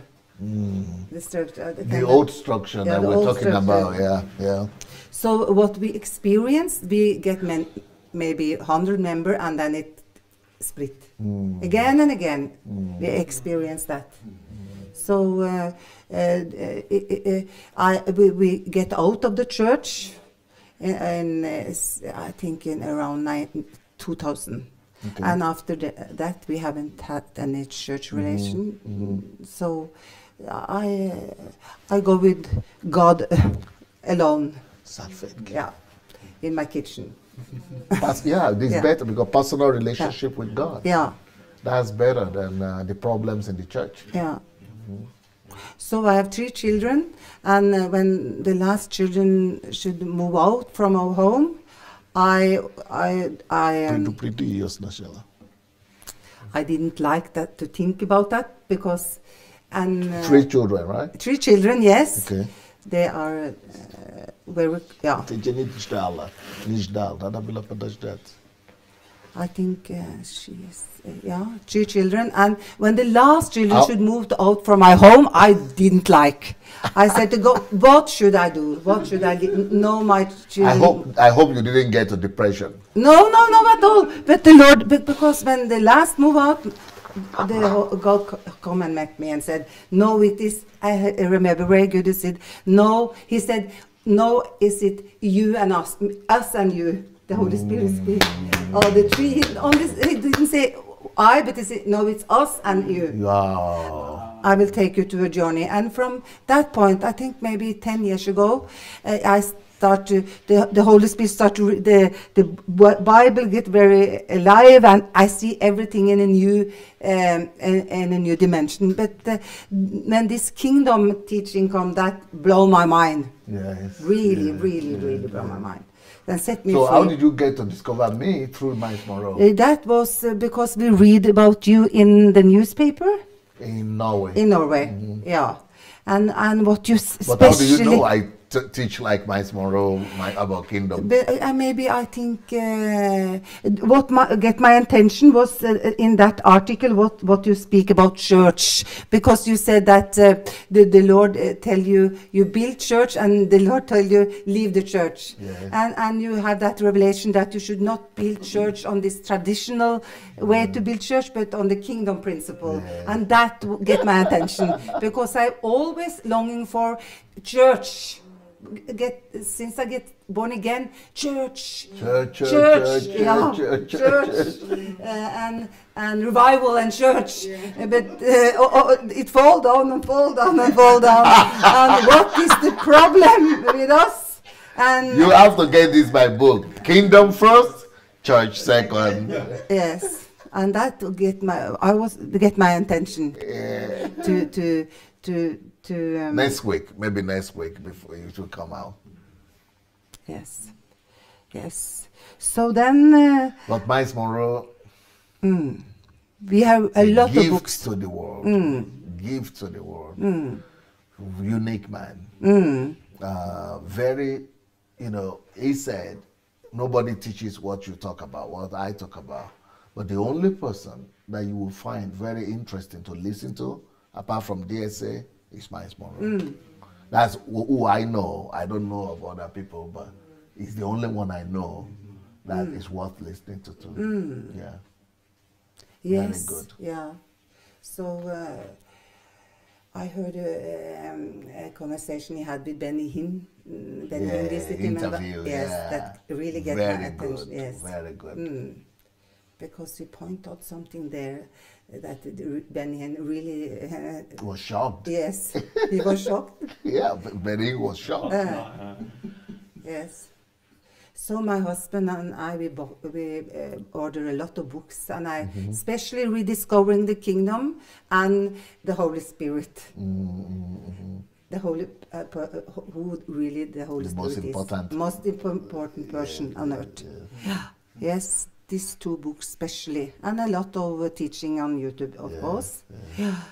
So when he died, and then he was died, but we listen. And then because I have always especially with you, I think this, I think the word is faith. In Norway, skjebne. Yeah, faith. Not faith, but faith. What of faith? Yeah, I have never believed in the word. Let me see. Faith. Faith, faith. Not fate. No.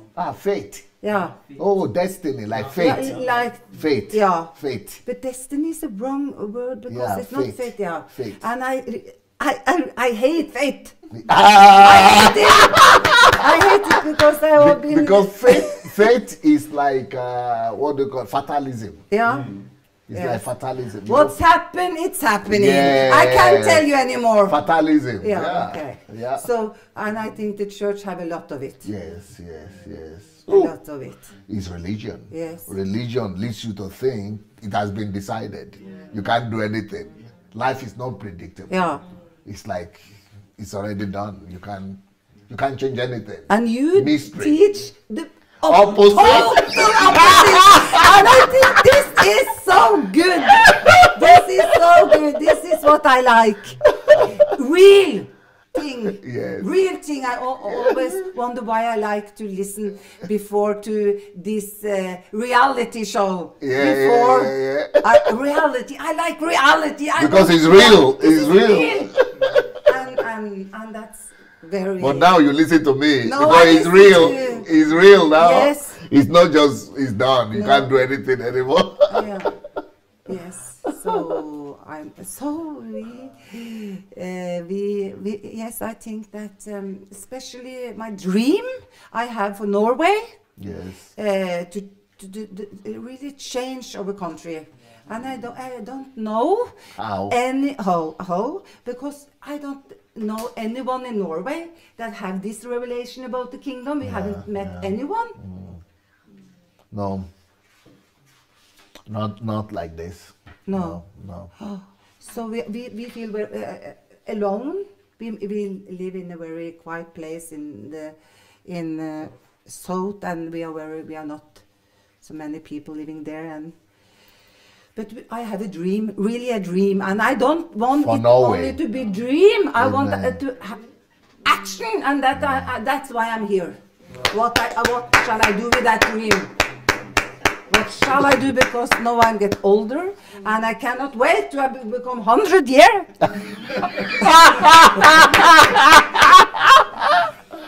Yes. Okay, you get some help. I You want get some help. Yes. By the grace of And God. when I read this, I'm not used to this. When I read this church shift book, Yes. this personal testimony in the book from some pastor, I think, and I feel just for crying when they apologize what they have teach, and I recognize it so, because that's what we teach in our church. The youth, especially the youth, they come to the church and they think the whole thing is to be in the choir or be an usher and or find the sevenfold. The same thing in Africa. The same thing. And they don't know they have it. It's all over the world. Yeah. This problem. This Yes. problem is all over the world. Yes. Yes. Wow. So I feel so touched in my spirit. They apologize. Yes. And I think that's touched the spirit, because that's what only God needs us to. That letter of apologize. apology is in the Forgive book. me. Is in church book Forgive me. from some pastors. Yes. Yes. Wow. Revival is needed everywhere. The move of God, but it will only come through the kingdom message. No. The way it is now in those churches is Moses' generation. It's only the Joshua generation that will bring the gospel of the kingdom, and it's only the gospel of the kingdom that can change the world. Yeah, it's only the gospel of the kingdom that can change the world. Yes. So I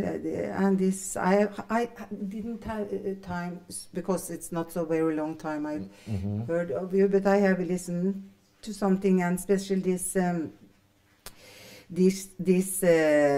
to be silenced, not to be silenced. Yeah, in this the plague time. of silence. Yeah, Yes. the plague of silence. Yeah. So that start to think, and I know I putting in Facebook, in the newspaper. I have done it before, but now I'm more conscious about it. Okay. Oh, I want it all. It Everywhere. should, everywhere. Yeah. Especially things about bad in our country. To face it, and be honest. Yes. This series and this thinking series. Truth series. Truth series, yes. And thinking series. And thinking serious, that you can control your mind. Yes, right. You can decide. And I start to think, what am I thinking about now? And I use my time to think about what I should eat. What a waste of time! What a waste of time! What I should wear, what I should eat, what I should drink. That's just what Jesus said I shouldn't think about.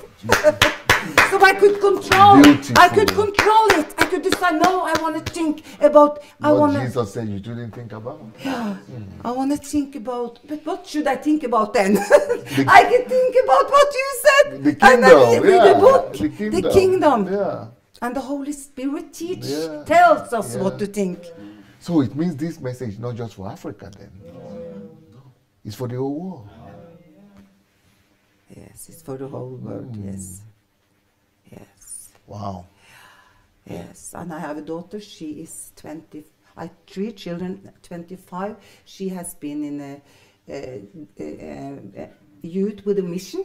Oh, good. Yes, and she was very confused and tired because they work and work and work and work. This young, beautiful, they only learn to work, only work. To do something for God and not this only activities. Yeah, only activity. And then she started to read about the kingdom, and she's totally changed. And she's the heart for her friends, and he tells her friend about because this. religion only kills you, makes you tired.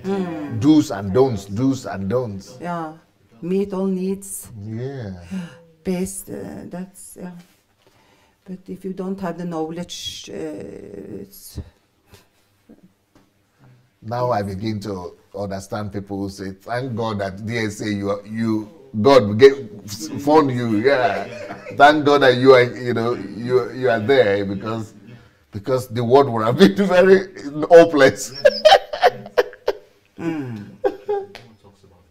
Yeah. Yes. So you have one girl, one boys? girl and two girls and one boy. Okay.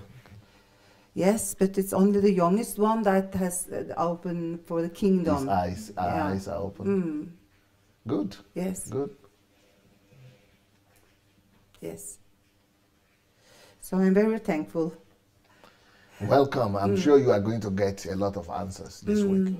Thank you. Get ready. Thank you. Thank you. Okay, your husband is ready? Yeah. What's your name again? Egil. Egil. Yeah. Is that like Hegel, the philosopher? The German philosopher? No, it's an old Norwegian name. Okay. And Old it's Norwegian name. mean a person that you will be afraid of. Wow. So I like it. Very good. You like it? Like lion. Yes, yes. What about people? Is it common? Is it In my age, area? yes. In my age, yeah. But not now. Not now. Eh? Egel, we'll remember that. Yeah. So what was your story? Yeah, same as her, but I have always been a Christian. Okay. Always, From a Christian family? Yeah. Ooh. Beautiful parents and. But I got tired when we have been through the Religious. faith movement and so from 2000 to 2014 I be together with the children and we do a lot of things and have children meetings and yes, we have a lot of things through our home. Okay. But when Miles died and we heard about him, that was a connection. That you get a connection. Here you have it. That you have always have a longing after. A lot of answers coming through. So that was quite amazing. Yeah. And you showed up in the newspaper last year. Yes. So. Wow, I didn't even know. Norway newspaper is talking about me last year. I never heard about that. But then you found me in the YouTube, right? Yeah, or yeah, Facebook. Facebook or YouTube? YouTube. YouTube. Yeah. Yes, thanks to YouTube. Yeah. A lot of good things Yeah. are in YouTube. Yes. Yeah. Yes. So yeah. So why did you decide to come this time? We are during this last year when we prepare reading a lot and hearing a lot. we have to get things in right order and collect the books and get them in right position. And I think we have to have a kickback and go and come out in the real life. Yeah. Yes. Real life. And this time, get ready, because you are going to get a lot of truth. Yeah. That you'll be able to use not just for your personal life, but for Norway. Yes. Yeah. Yes. The sad thing in Norway is that we have lost a generation. My parents there was a lot of beliefs in my parents' generation, and my Are they alive? Your parents? No. Oh. They So that generation is lost. is lost. But my generation and the last 30 years, the situation have changed from respect for God to more believe in the government, in the health, in the state, in the humanism's power. So yes. So it's a lost generation yes, too. Yes. It's a lost generation Yeah. also. So Because no movement, No. no movement of God. That's why people lose faith in God, Yeah. and So, Yes. but when it's dark, the light is quite easy to see. yeah, very good. Yeah. When the more darkness, the brighter the light shines. Yes. Beautiful. Yeah. All right, welcome, Yes. Thank you. Idera. Yeah, Idere. You So- know, that sounds like a Yoruba word also, you know. I read Idera. You know, Idere. Idera is Yoruba, I know, but I- Idere is. You know, I say it sounds like. I don't say it's a Okay. Yoruba name. Yeah. But I just say it sounds like, because is it Ilere they have in Yoruba? Like benefit, or do they have a word like Ilere, that? they have it, yeah. Ilere, oh, it's Ilere. Yeah. I'm lost with you. You understand Yoruba or what? Yeah, I schooled in. I've been in Lagos before I came, and I schooled with Tashula and Rijebu in my high Mayflower. school. Yeah. That's my area. In my Ijebu Remo. Ijebu Remo, yeah. Yeah. But Ijebu is all very close. I mean, Ijebu, but it's very Yeah. close to, yeah. Mhm. So that was why I picked it. And I have a lot of people who went through Yeah. Mayflower. Okay. What Very year was that? disciplined. What year were you there? 86. I You left were there 86. you left Mayflower in 86. Yeah. Okay, the people I know left, they were there earlier. Because 86, I was already out of Nigeria. Yeah, from your story. Yeah. Yeah. But that is it. He was still alive when you were there. Oh yeah, yeah. He was alive. He died in 92? 90s. Yeah, 92. Yeah, you see. Yeah. Okay. Yeah. Yes. So that's why I picked you. But so you are well trained? Yeah, discipline, all those. Yeah, because people who went through that school, Oh, it was rigorous. some of yeah. the I think is the best school in Nigeria. One of the best, at one least, of in them. Nigeria. Then, Yeah. but with everything changed hands and. But when you were there, it was still good. Oh, he would come to the hostel and with dogs. Yeah. We have to get up by 4 a.m. Yeah. to go drill, run around, do your exercises. But how come you are in, your parents? No, your they're in Delta. They're in Delta. how but come from Delta they? a power of information.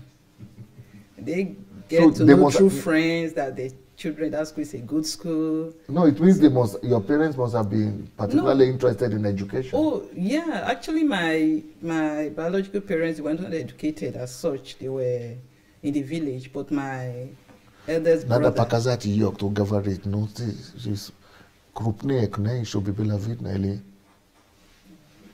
не получится у тебя так. Порезать, чтобы было видно, кто говорит. Или видно. Yeah, Right. education was very valuable in my family. Everybody Yeah. wants to... Because all the way from encourage. Delta to Ijebu, Oh, yeah. So it was valuable. Everybody wants to go to school. If you are ready, then they try as no, much as but they possible sent to- you there when you were 12 years old, or 11. No, I was, I didn't even start early. About 14 or so. Yeah, because I didn't start early. Okay. you know. So, well, that was why I got.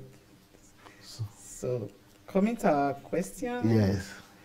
Well, I got to know DSA this October that just passed. Just this October? Yeah. No. It's true, DSA. It's even No, maybe October 2017. then I would have been here more than how many times? Then now I know you are Mayflower graduate.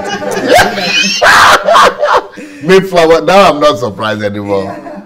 So I got to know DSA in October. A friend came to my house and Just this October? yeah, I haven't done much actually, but the little I've seen, I said I have to be here because my mindset was just. That was 2 months ago, 3 months ago. Yeah. So a friend came to my house and we're just talking, and mentioned DSA. He said somebody told her about Sunday Adelaja to go and watch that. Is a good. He's a man that turned Ukraine. I say Ukraine what? Me, I just want to hear about Christians. I don't want anything because I was craving. I believe that this saying. At that point, had you noticed that something was wrong with That's where I was going to. I was craving in my Christian life that I don't really have a relationship. I've been born again for about 20 years, just when I got out to university. But I've been in church. I'm very, very, very active in church activities. But it's not the same. No. As having relationship with God. That is where it was. I was craving. I said, God, it's like I don't really know God. I don't know Him. I don't have that personal relationship. I don't have that touch. I do a lot of activities. We go to church. We do all the programs.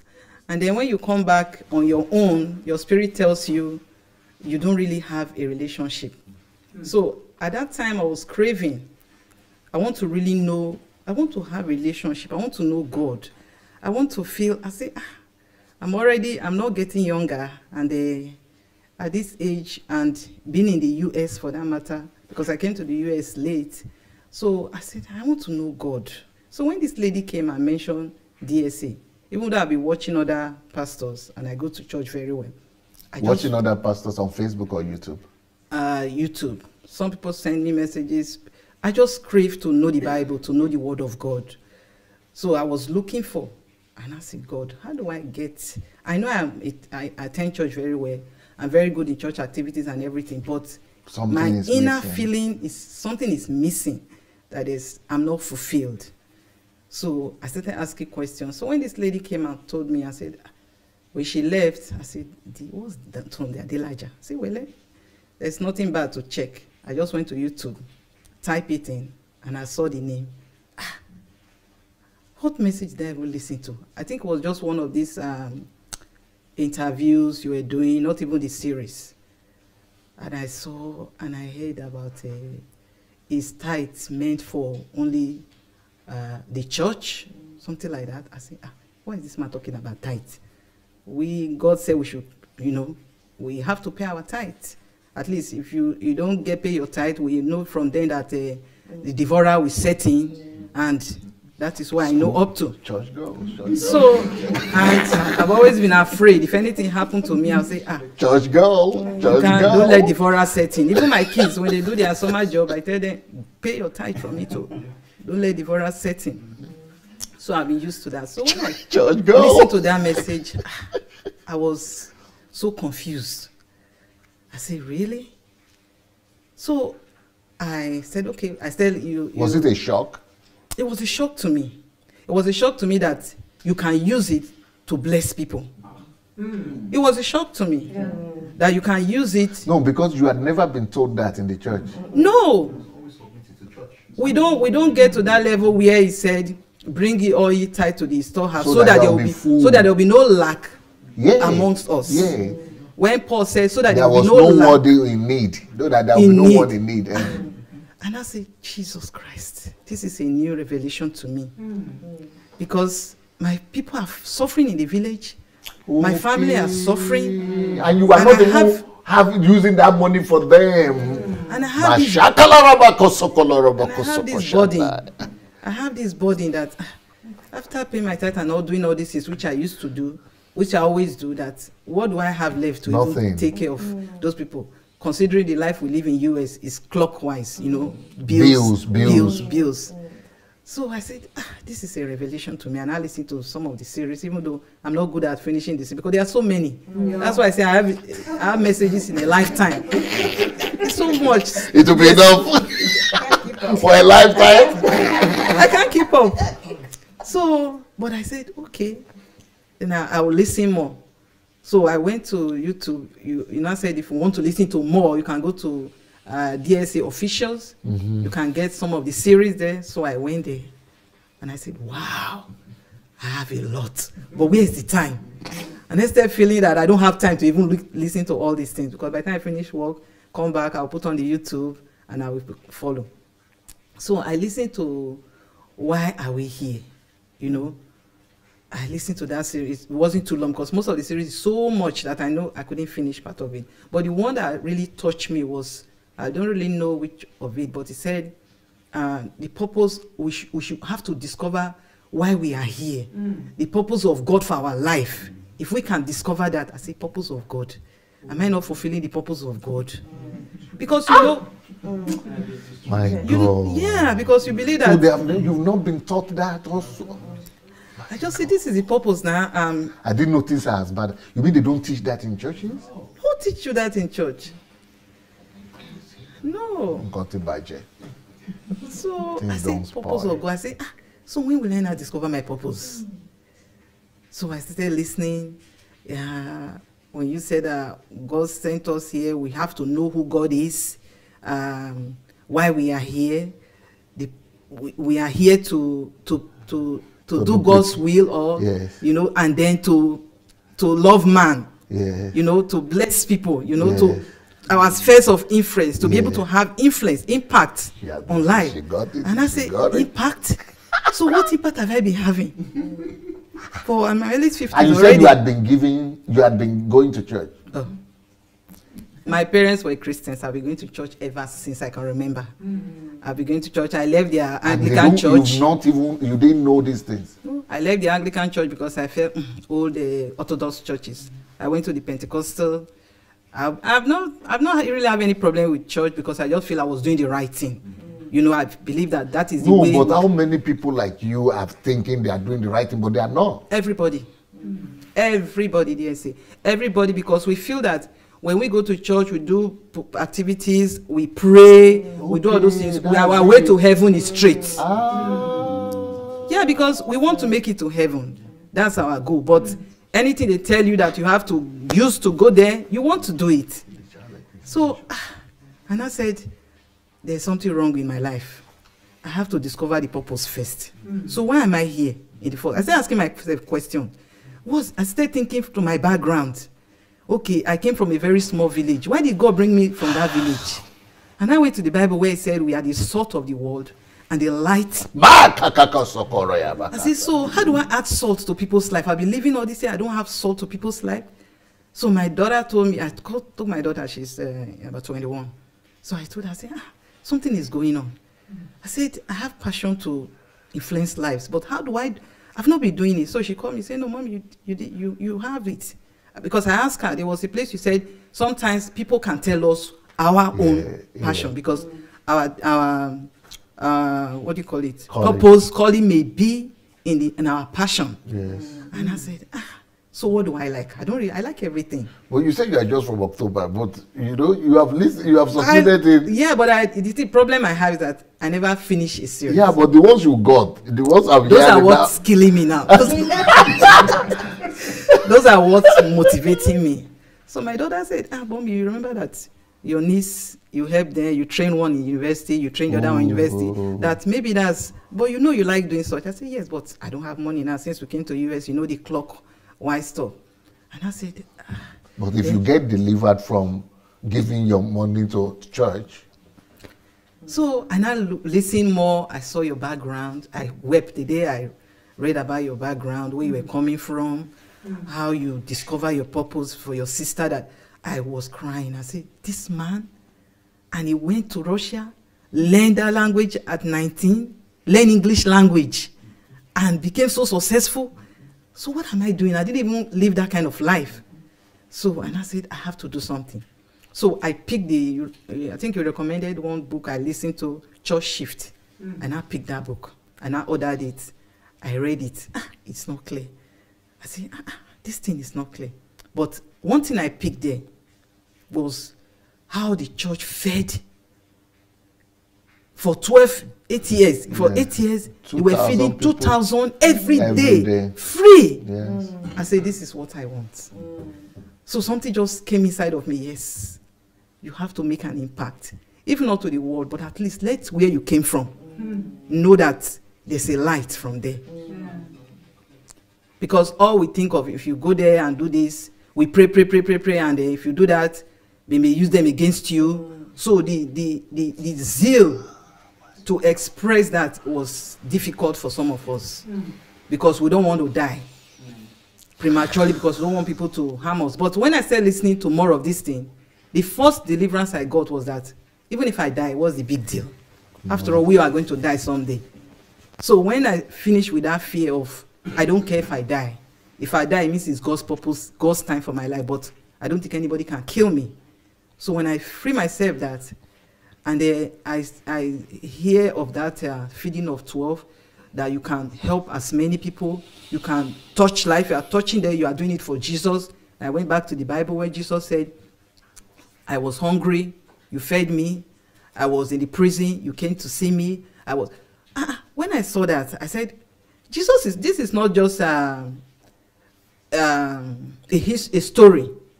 That doing that means that if you are doing it for the fellow man, you are doing it for Jesus. But I've been in church for so many years. I call myself a very good Christian.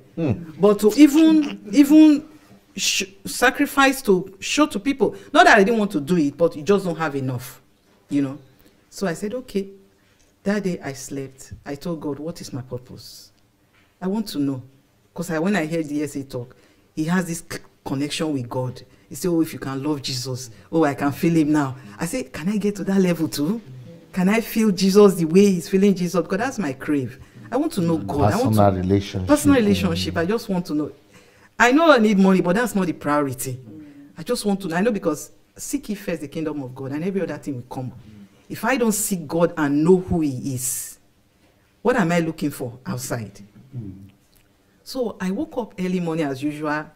When I wake up around 5 a.m., I always do my personal prayer, but the prayers I do is the usual, you know, Nigerian prayers.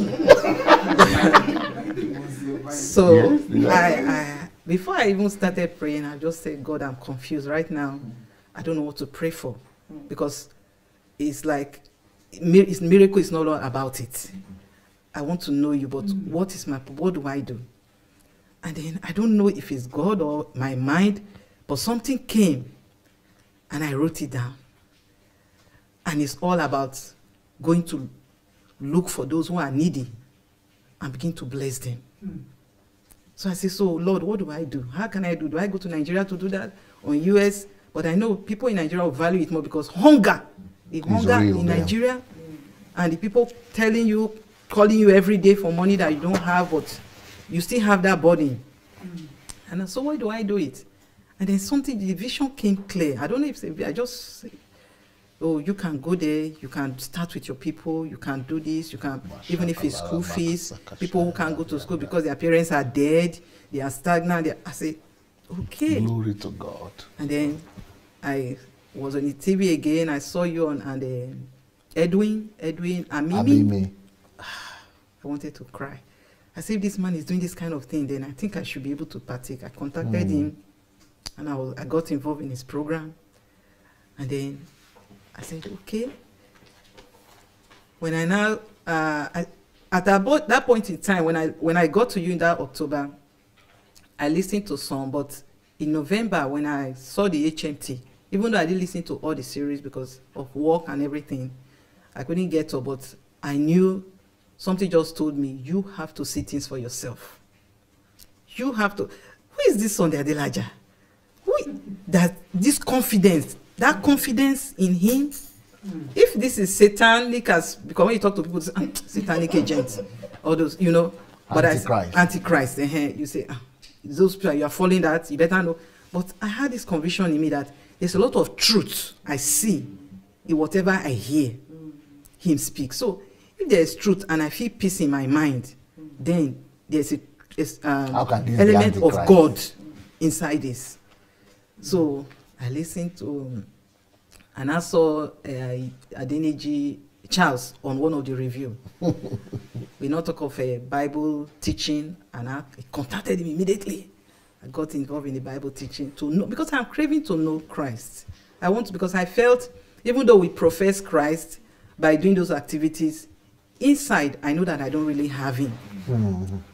And I don't want my children to come back like that, not having a personal relationship with God, you know, because I don't have it. And I think what she says is true, that she's not the only one like that. There are millions like this. Everybody, yes, everybody, because we just do activities and leave. But if you are true to yourself, in your closet, your mind is going to tell you that you have to find something, you have to discover. So that was when I but only people who love the truth can speak that truth to themselves like that. So when I saw this program, that the title of this message, I said, wow, that means I can plan for my generation to come, even not for me alone, but for my generation. But I need to first of all go there, discover, I know I have passion for helping out to people, but with the kind of job I do in America, it's a long, it cannot be fulfilled. The taxing and all those You have things. not read the Stop Working from Kosam? And I only listen to some of the series. And that was the fear come there, say. Because even if you stop working, where do you go to? Where do you start from? Especially with the bills. With the bills. It's not in Nigeria that I'll pay my rent for 1 year. This one is monthly. And what you pay monthly can pay your rent in Nigeria for many years. For more than 2 years, say to say. So I said, how do I break out?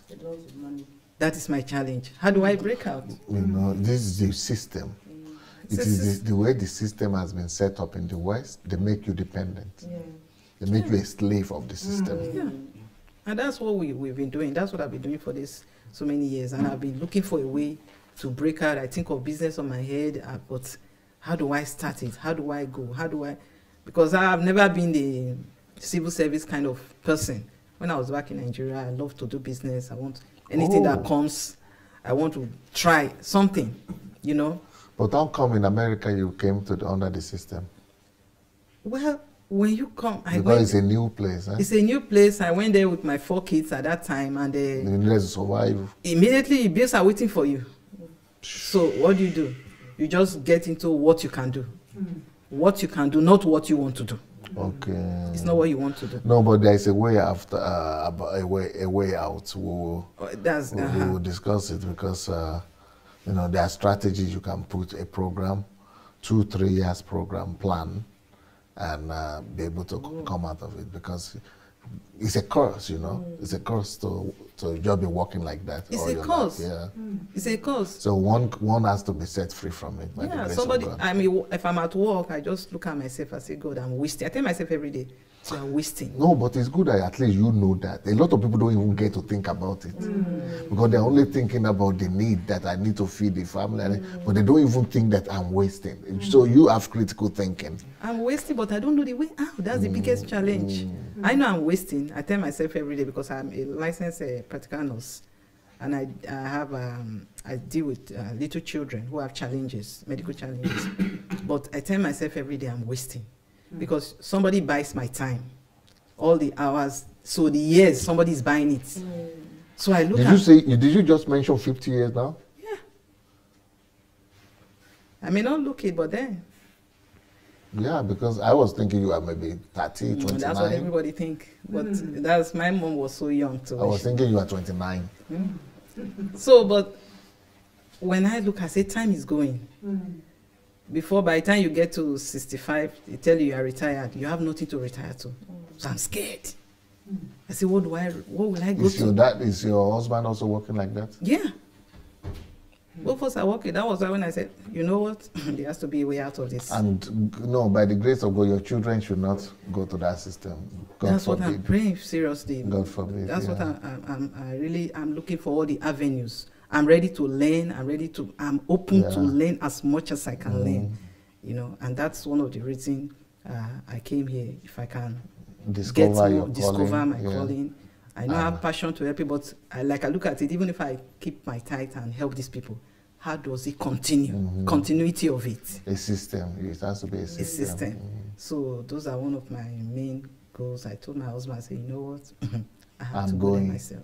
It doesn't matter. So that's why I wanted to take a break in December.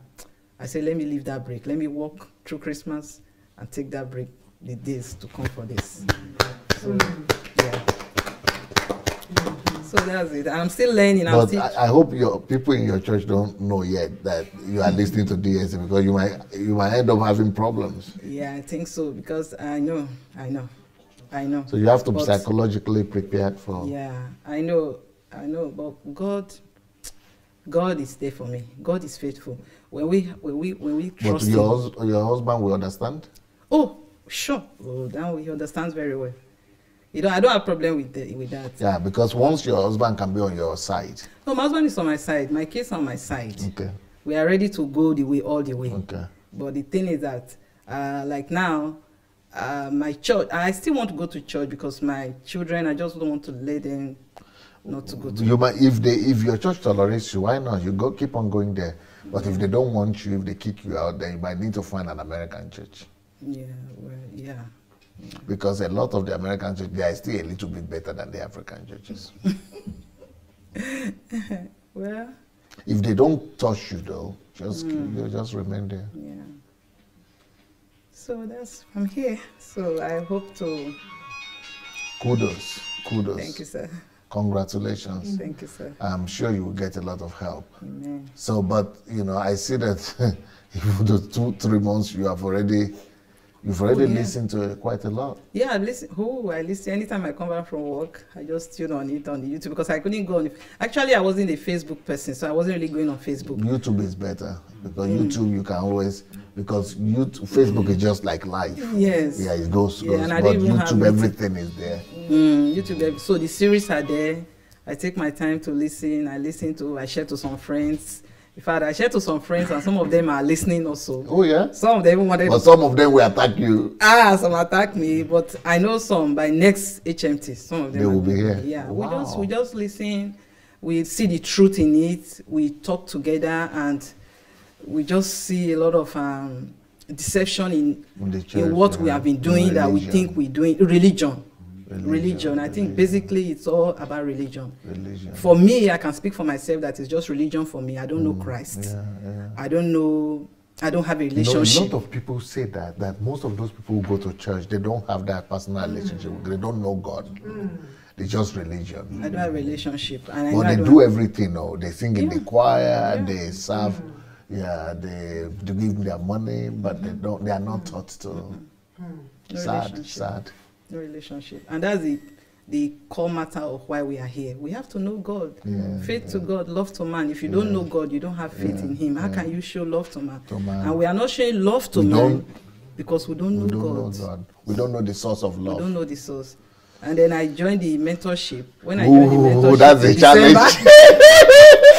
But my challenge, because like you said, it's very demanding. It's very demanding, and like you said, when we get out of school, sometimes we don't even bother to read again. Me, all the books I have has always been prayer books. I never read. So when they bombard me with questions on the and the mentorship, I did the questions for the first part, but the books I was buying some. I bought some, but I bought about 7 books, and reading them is the problem. Reading all of them because I have church sheets. It's just about you will get to it. You get to the discipline little by little because you have a short time now. Because you are looking to give me. All like the same. I'm running against time.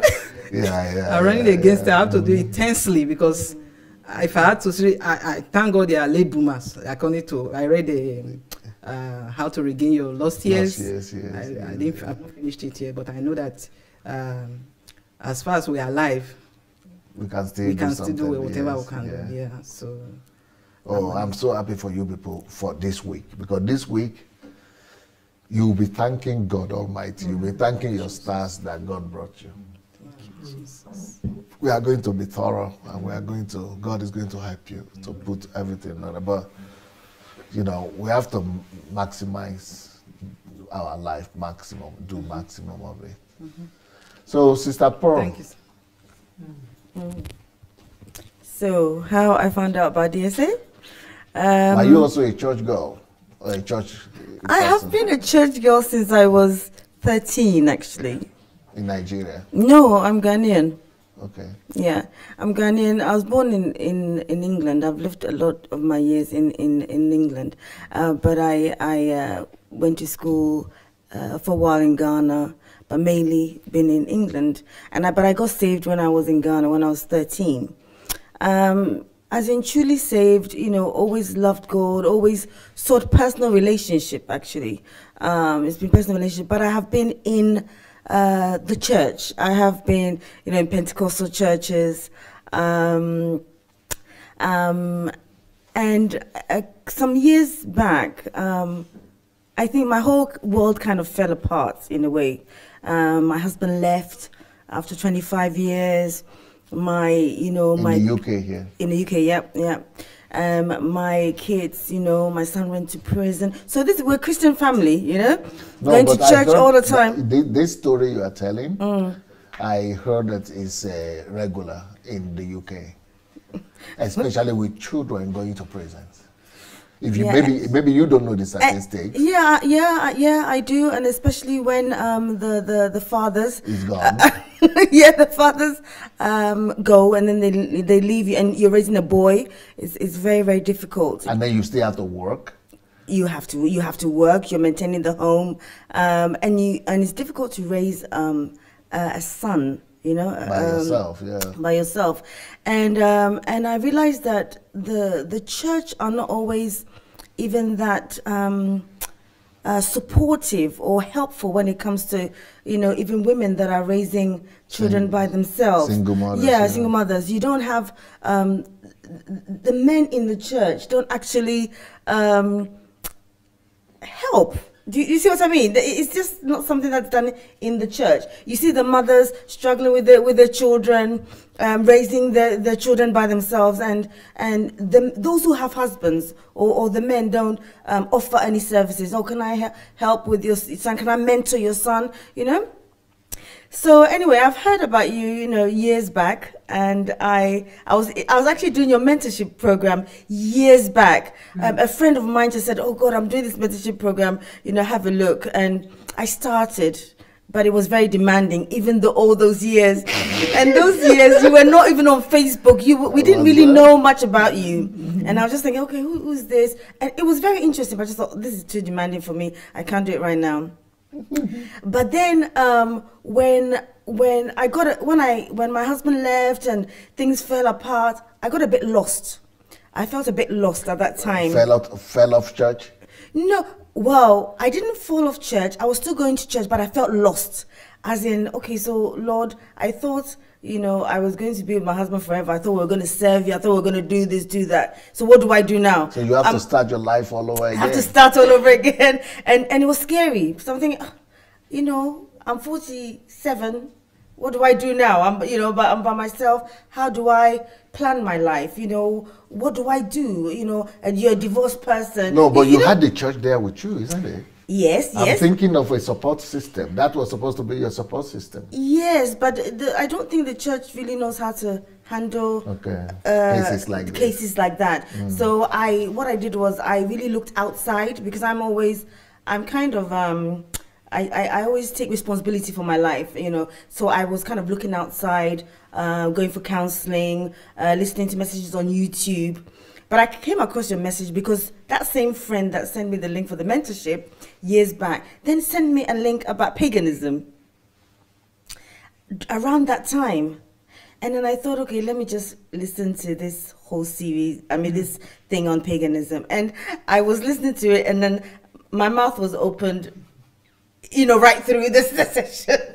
I was like, and I was in my bedroom, and I was just pacing up and down. I was thinking, what he's saying, this is what we've been doing for years and years and years, and our life, my life hasn't changed. Even though I know I want to, even though I know that there are a lot of things in me, and there are things I want to make an impact in the world, I have found myself just serving in church all the time, you know, and I took some time out. I thought, no, I need some time to reflect, because when I'm actually in it, I can't think. You're just doing all the time. You're doing Tuesday service, Wednesday service, Saturday service, Sunday service, you know, home fellowship, you know, serving. And I just thought, and I was getting really exhausted, because emotionally I was very exhausted, because I was going through a difficult time in my marriage, you know, my son, my children, my finances, and I just thought, I just need some time, a break. I need a break. And I don't think it was really taken in church, because when you don't go to church, you know, everybody kind of thinks, what's happening? Religion is she backsliding or whatever? But when I was listening to all the series on paganism, critical thinking series, the truth series, the love series, the Holy Spirit series, you know, the laws of man, I've listened to so many series, even the family series, and that was 119 series. I got to 91. Can you believe it? 91. So I started listening to all the series, and I was listening like 3 to 4 hours a day. Because you know, when I'm going to work, it takes a long time. 3 to 4 hours of your series a day, and then weekends I could listen like 8 hours. It was like became my work. Saturday, like I could listen like 8 hours of, you know, of DSA. So just soaking. This was from what year? 2000. So this is from when you started paganism series. 17. Yeah. So it's probably been over a year. Over a year. And the interesting thing is that when I started listening to those things, though I love God more. I found that I'm listening and I'm loving God more, and Christianity is becoming simple for me, what I actually thought it should be. You know, simple in the sense that just you and God. Yeah, just me no and activities. God. No activities. No duties. Yeah, not feeling under pressure, not feeling, you know, like not feeling stressed because the burden of laws because I can't go religion. to church on Sunday, then I'm stressed. You know, I can't attend a midweek meeting, then I'm stressed. And sometimes I can attend a midweek meeting. See, many people are under this burden and they're still going to this. Yes, because it's almost like you get you are hooked in, and you are kept in, and I was getting I felt I got to a point where I just felt like I needed to free myself so that I can really discover what it is that God wants me to do, as opposed to just following the vision of the church all the time, which is what we've always been taught. You know, and I thought, I'm 47 now. How much longer have I really got to live? But do you really think that if that tragedy had not happened in your family, if that man had not worked out, do you really think you would have dedicated so much time to discovering God this way? It's an interesting question. Because I'm just listening to you. I've not heard a lot of what happened and things. Yeah. But just listening to you now, right now. For some reason, it just came to me that, you know what we are calling a tragedy. Yeah. God might have meant it to find you and for you to find him on a new level. Yeah, I think I really believe that. I really believe that, because I was so broken after everything that happened, you know, because you think that you're Christian, you know, you're doing all the things you're supposed to do. You know the do's. You do this, you do that, you do that. And that equals this. It equals a good marriage. It equals until good everything falls apart. Until the whole thing just came crashing down. And then you find yourself broken. You're just broken. Very humbled, you know. But then as I was listening to your series and I'm listening to the testimonies that are coming out of the church, I'm thinking that, but God can use a broken person. You know, God can use a broken person, and God can use my experiences maybe to help others. You know, so then I was having hope in that sense, instead of feeling like Powerful. you know, God is not with me, you know,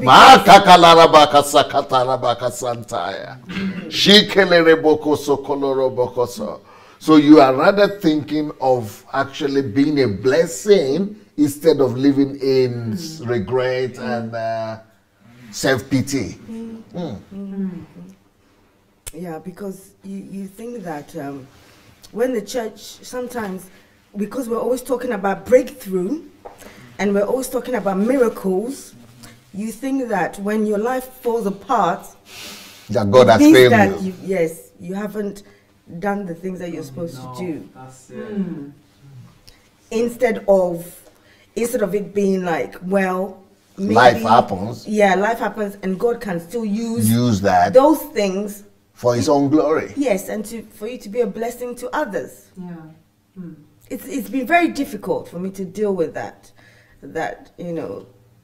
And that's when the stories, you know, there is a series of interviews I had with our church members here who I used to invite to my live broadcast, and I interviewed them one-on-one. If you discover those interviews with those individual members of the church, you know, you see that all of them are broken back. Yes, I saw a lot of that. I saw a lot of that through some of the prayer series or the Kingdom series. You know, there's places where you get lots of testimonies. And I'm thinking, oh my God, you know, God can use anybody. Sometimes, you know, like she said, I do things, but I don't have a strategy for helping others. I have a burden for so many things and so many people. So no system. No system. And I want to be more specific. So it's interesting about this, the topic of this week, because I just had an urgency in my spirit that I want to be an HMT. You know, I have to just be at HMT. But then I thought it was the conversion series as well. I thought you were going to do conversion series. I delete. Because that's the email I got. So I was even saying to leave that. Are they going to do conversion again? Oh, I mentioned to you was that, because I thought you were going to do conversion series again, because that's what I saw on the email. But, you know, to see this topic, you know, I just thought, wow, maybe that's why the Holy Spirit wanted me to come. That's why I had the urgency in my spirit that I should come. You know, and I was tossing and turning in my head. Should I come? I want to come. And I was discussing with a friend of mine who almost lost her faith. Yeah, a friend of mine, she almost lost her faith, and I used to talk to her about personal relationship with God for years, and she was like, I don't get this. She was a Seventh-day Adventist. She is this, And then I sent her a link, your link. Dear sir, her life has changed.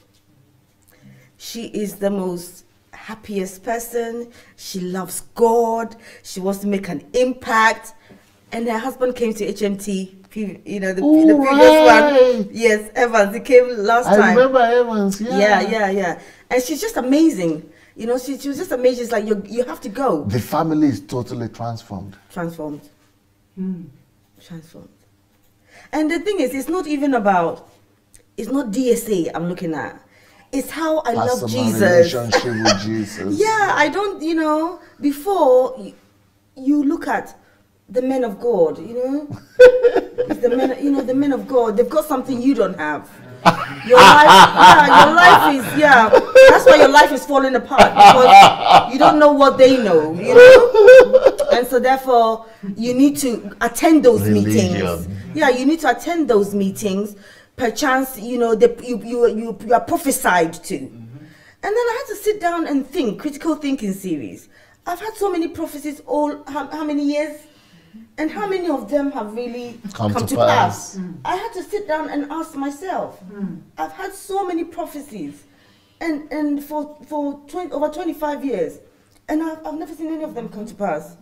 So then, is it prophecy that I'm going to live by? I have to live by the principles. By the principles. The rest of my life, I have to I know God can do miracles. I know God can do miracles, but I'm 47. For the rest of my life, let me concentrate on the principles, and what I can't do, God will do. God will help me with. Yes. You know, so I've just set myself on the journey just to learn and to keep learning. I can't keep up with you. I'm like, I'm on the YouTube, this series, that series, this series, that series. But I'm going through them one by one. I go through them one by one, and then I go to the Go series, then I go to the current series that you're doing. Then I pull your books, and I'm like, I can't keep up with DSA. But every series I listen to, I'm beside myself. I don't know. I'm just beside myself. And But you are not talking as if. No, the way you are talking is not coming across as if you went through all those things you are talking about. Oh, dear, I went through that and more. You can't say everything, you know. But it's kind of like you are alive. You have so much. It's like you are under the ocean or under the sea. Then you are on top right now. It's like the sea lifting you up right there. Yeah. That's the picture I see. You know, it's like the water lifts you up. Yeah, because I think I'm looking at my situation, though it's difficult sometimes, don't get me wrong, but I'm trying to get a different perspective, you know, of what God might be doing in my life. You know, I don't want it to be wasted. I don't want the experience to be wasted because it might be able to help somebody else, and that's where I'll get my fulfillment from, to be able to help somebody, you know. And I have a lot of. So you would like the problem series, the problem crisis. Oh God, I've listened to that one as well, problem crisis series. Yeah, and that encouraged me. That encouraged me a lot. That one encouraged me. It just gave me hope, because that's not something that's preached. That one is not really preached, because in church a lot of it is about, you know, breakthrough, and it is about having a good life. But what I always get from you is that even through your challenges, because you know you've mentioned some of the challenges that you've been going through in Ukraine all the time. Exactly, that you can't have that actually that is not ungodly to have challenges, and difficult ones at that, but that God can still use that situation, you know, to actually bless people if you allow him to, if you don't get overwhelmed by it, and you look at it from a different perspective. So I think that is how my mind has shifted. But what's going on between you and your church right now? Oh, at the moment, what I did was I took a break. Yes, and I did tell Pastor that I'm going through a lot right now, and I need because I was my health was also suffering at that time. It was just too much. So I said I'm not going to be coming to church every Sunday because I need to also rest. But I found those times very, very useful. So for about a year, I wasn't going I'll go maybe every other Sunday or maybe once a month. But then what happened was that you kind of then become a bit sidelined. Yes, you become a bit sidelined, and you know, I guess in a sense, church has to go on. You're a member. No, it's true. Church has to go on. So, you know, church has to go on. So I kind of understood that. With you or without you, right? With you or without you. And then one day I decided that I want to just visit a local church, but not an African church. Just I want to visit like a vineyard. It was like a vineyard church, just more English-based evangelical. Okay. I just Googled it in my area, and then I just went to the church, and I sat down in the church. They didn't have the kind of music that we are used to, you know. You know, DSA, you always say gyrating. We go and we gyrate. Yeah. There was no gyration there. It was just simple worship, and the message that the pastor actually preached was the message for the year was, "Your kingdom come and your will be done." Yes, and then the pastor said. And he talked about loving God and loving people. I said, this is DSA. Can you believe it? I just sat there and I was like, oh my God. And I was like, there was no frills, no instruments, no loud noises, no prophecy. Well, actually there was word of knowledge, but it was silent. It was like no pressure, just no drama. And I thought, wow. And in my spirit, it was like no frills, just loving Jesus, loving your fellow man, and it just touched me. It just touched me. It just touched me. It just touched me because that's what I'm trying to teach my daughter. And just the relationship, have your relationship with Jesus. That's the most important thing, not the activity. Religion is a killer, isn't it? It's a killer. It's really suppressed us. And I'm not blaming anybody. I always take responsibility for my life. But I realize that it has really suppressed me in many ways. In my time, it has suppressed, I need to regain my lost years now because I've used a lot of my time on religion. And economically, it has suppressed me because I've used a lot of my money, a lot of seed sowing, a lot of whatever I could have invested. Even, and I'm not prophecy seed or whatever. It's wrong to give, no, but I'm saying that sometimes were you going to a Ghanaian church or a Nigerian church? Nigerian church. What? I went to a Nigerian church, and to be honest, I went there because Dr. Miles was preaching there. Okay. It was those times, so the pastor is very forward thinking. But when I listened to Paganism series, I realized that everything is paganism. Everything that paganism. I'm realizing that our culture, in terms of how we see men of God, creeps into everything that we do. We uphold the men of God, and that's because our culture. I'm Ghanaian, but I think Nigerian is even worse. It's even worse because they bow to their pastor, they bow to the elders, that kind of thing. And I feel that it's crept into the church. When I went to this church, the church that I'm talking to you about, I didn't even know who the pastor was. I was like, where's the pastor's wife? Glory to God. Glory to God. Yeah, and then after the service, the pastor came to me and said, hi, I'm Simon. I said, okay, are you the pastor? He said, that's what they say. Just very blasé. Simple. You never know who the pastor is. Beautiful. And he's not the only one that you see on the stage. And I was amazed. It's not just him and his wife running the show.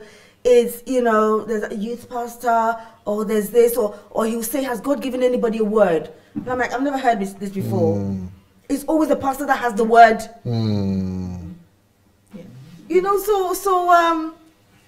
But, dear say, God just delivered you like that. Yeah, because I feel that I read a lot, and I've read a lot over the years, a lot of books, and I've listened to a lot of tapes, but I just feel that I don't have any strategy for my life per se. So this is very interesting. 25 years. I'm thinking in 25 years I'm 47, so in 25 years I'm going to be what, 73? Is that right? Over 70. Over 70 years, over 70. And I really don't have that much time. If I, considering the amount of time that I have wasted doing, religious things and really pushing other people's vision. And that's what's missing in the church. Sometimes they can teach you to even discover your gifts, but what they emphasize on is you must serve in the church. And they don't see serving. Even sometimes you can be on a job and you're serving God, in your job, but that is not seen as important as being in the church, an usher, this and that, and that becomes our focus. So our life becomes just church driven. Every time we are in church, and in a sense it can even become like a cult because we are in church and then we don't think about the community out there. Our community is not really influenced, and that has just become very difficult. And that's why the UK people, the British people, would not like to go to this African. No, you churches. never see any British, and that was another thing. You are in a community where there's Asians and there's white people, and you don't see them in our church. I don't think they can deal with some of the things that we do in our church. And even though sometimes we try to polish it a little bit with good music and things like that, I'm looking at it and I'm seeing that we are only attracting our kind, people, you know, because it's only our people who fall for sow the seed and those kind of and breakthrough.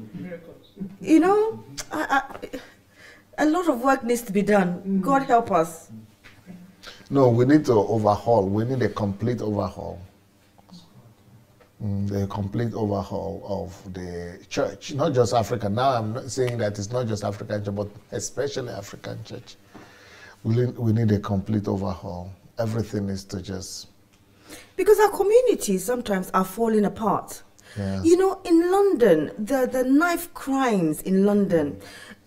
I'm watching it every day. Children, the and number of children in prison. In the prison, and the black, and a lot of them are black children, and now they're becoming Nigerians and Ghanaians. Before they used to be, you know, maybe Jamaicans. And now you're getting Ghanaian children, you're getting Nigerian children being stabbed. You know, and we are going to church, and we are going to church. And the parents are in church. We are in church, and our churches, I'm thinking, what are we doing about these knife crimes? What are we doing about these children that are in the street? What are we doing about these single parents that maybe cannot manage their children? What is our relevance when our community is crumbling and our kids are dying? I'm just, you know... I don't know. I sometimes I don't even know the answer, but it just hurts me. I'm just looking at it. I'm thinking, God, why is the church not the answer then? If I see that in Ukraine, you know, there are social programs, and it's changing people's lives. Why is it that in London, nobody, the government doesn't have the answer for these black children that are being stabbed every day, the drugs that are going on? We can lose our boys. We're just losing a lot of our boys. And that really scares me because I do have a son. It scares me a lot.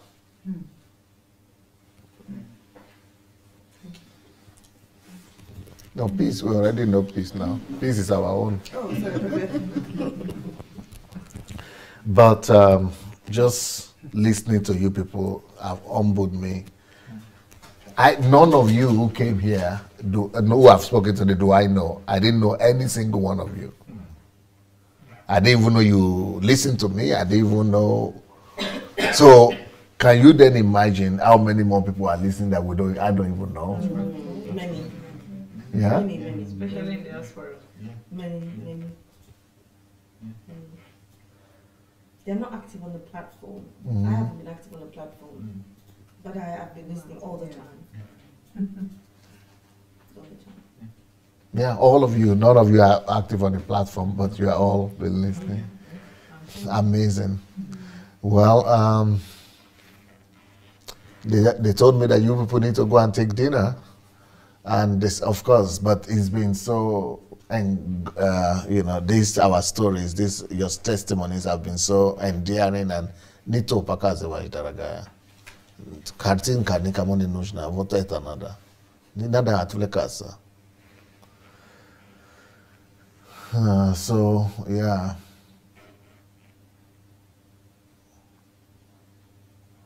You know, the only thing in my mind right now is that God has got to release me from here. I've got to make sure that all these messages are available to all our people. Because we are in the diaspora, we can access, so we must do something that people all over Nigeria will be able to. Because I can just imagine, just like you said, that everybody is just doing the same thing, like religion is killing us. I mean, look at your story. From one church to the other, to the other, to the other. And I think I'll say my journey is actually, my church progression is actually a good one. Some people I know have had it worse. They've had it worse. My mom told me a story one time that God delivered us, from a white garment church. But because of problems and desperation, she almost got trapped again in another white garment setting. She told me that story. And a lot of people just get sucked into that again because of problems, looking for solutions, going to a man of God, and then just get sucked in and sucked in and sucked in. And yeah, it's just a normal story in Nigeria. So this truth, all these messages that you people are talking about, could really be exactly what people need. Yeah. For example, can you imagine what could have happened to Pearl? I mean, she's like, she just left alone to face everything she had to face, even though she had a church family. Can you imagine how many, I mean, things happen on a daily basis. Tragedies happen. So church is not even giving people the support system, that is it. People just, the only answer is to help people get to know God or personal relationship. And if the church is not giving you that, then when life happens, I mean, it's horrible. It's horrible. So it's like these messages will be, I mean, they will be the only option, and it's like they are the only way out and the only deliverance that people have right now. Well, up to you. So welcome everyone. Thank you. And keep on reading your books, Yes. because, you know, when we start the program, you will pray you had wished you had read those books. Yes, sir. All right, so thank you so much for your testimonies. Thank you, DSA. I mean, I'm also here blessed by every testimony. And everything is like a repetition of your life. Of my life, yeah. Of my life, yeah. At least your discovery of... True. Yeah. Very well, very well. Well, everybody is having the same experience, same that story. active in church, useless in life. Yeah, that's I mean, just straight. And then rediscovering life again. Yeah. Well, I'd like to speak to our viewers. Thank you so much for being with us.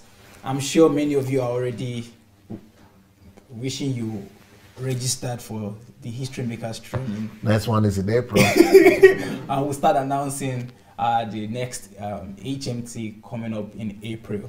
Well, please, if you've not shared, I'd like to encourage you to please share this video. I'm sure that the testimonies from every delegate here would inspire, challenge, and transform someone who would be opportuned to watch this video. So please help by sharing this word and let everyone, as many as possible, to hear these testimonies from everyone who has testified today.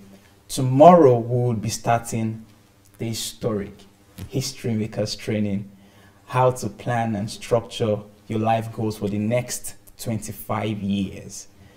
The first session will be by 5 p.m. Kyiv time, 3 p.m. UK time, and 4 p.m. Nigerian time. That's tomorrow? Yeah, but not yours. It's going to be. Okay, yeah, but so it's going to be past the time. so It's fine. It's not my fine. problem. It's fine. It's fine. So do not join us tomorrow. We'll be starting the History Makers training tomorrow. Thank you so much for joining us. We are here. We are set to have our dinner right now, and I'm sure you guys are excited already. I am just hearing all these stories. I'm just sobered, and I'm excited, but also sobered. But I'm seeing Humbling. millions of humbling. I'm seeing millions of people. Lives. You want to say something? Want to say something? No? Okay, millions of people in this, in this same situation. Yeah. Now, one thing I discovered as well is a lot of people, especially in the Nigerian churches and even back home, they gave their life to Christ because of miracles, problems. And that is why I believe that the foundation It's not strong. is not strong. Yeah. A lot of people have problems, and they believe that if you come to the church, the problems are solved. So you get involved, and the problems remains there, So giving our life to Christ is supposed to be About personal relationship, you love God. You love Him, you hear about Him. So if we don't hear about Christ, how do we love him? How do we love him? We hear about problems, enemies here and there, problems. Your problems can be solved. So a majority of people go to Christ, go to church, not because to find Christ, but to solve the problem. So if we don't know the Christ who can solve the problem, how can the problems be solved? And this is a big challenge. That's why I said a lot of people are like that in the church. Not because they have relationship or know God, but because of I want God to solve my problems. See? Well, thank you so much, everyone. And tomorrow morning, when do you start? Is it in the morning? An evening session. Evening session. What, 7 o'clock? By 5 p.m. 5 p.m. Okay. Yeah, but in the morning, so maybe I should do my own program in the morning. Should I do it or no? You have your own plan. Okay. So anyway, all our programs are cancelled till the 8th of my regular schedule. I mean, till they are changed. Okay, maybe you will come and announce the time. Okay, I would announce that. Normally, Dr. Sunday comes live 7 p.m. Kyiv time, which is 5 p.m. Kyiv time. I'm sorry, UK time. But during the duration of the History Makers training, we'll be coming live not 7 p.m. Kyiv time, which is 5 p.m. UK time, but 8 p.m. Kyiv time. Is it which 8? 8 p.m. Kyiv time, which is 6 p.m. every day UK time. Okay. For the evening sessions. But we'll come live in the morning, afternoon, and throughout the day. But just for the evening session, for everyone to be aware of that. Okay. Yeah. Thank you so much. Thank you. All right, so let's say our final byes to everyone. Bye bye everyone. See you tomorrow. See you tomorrow.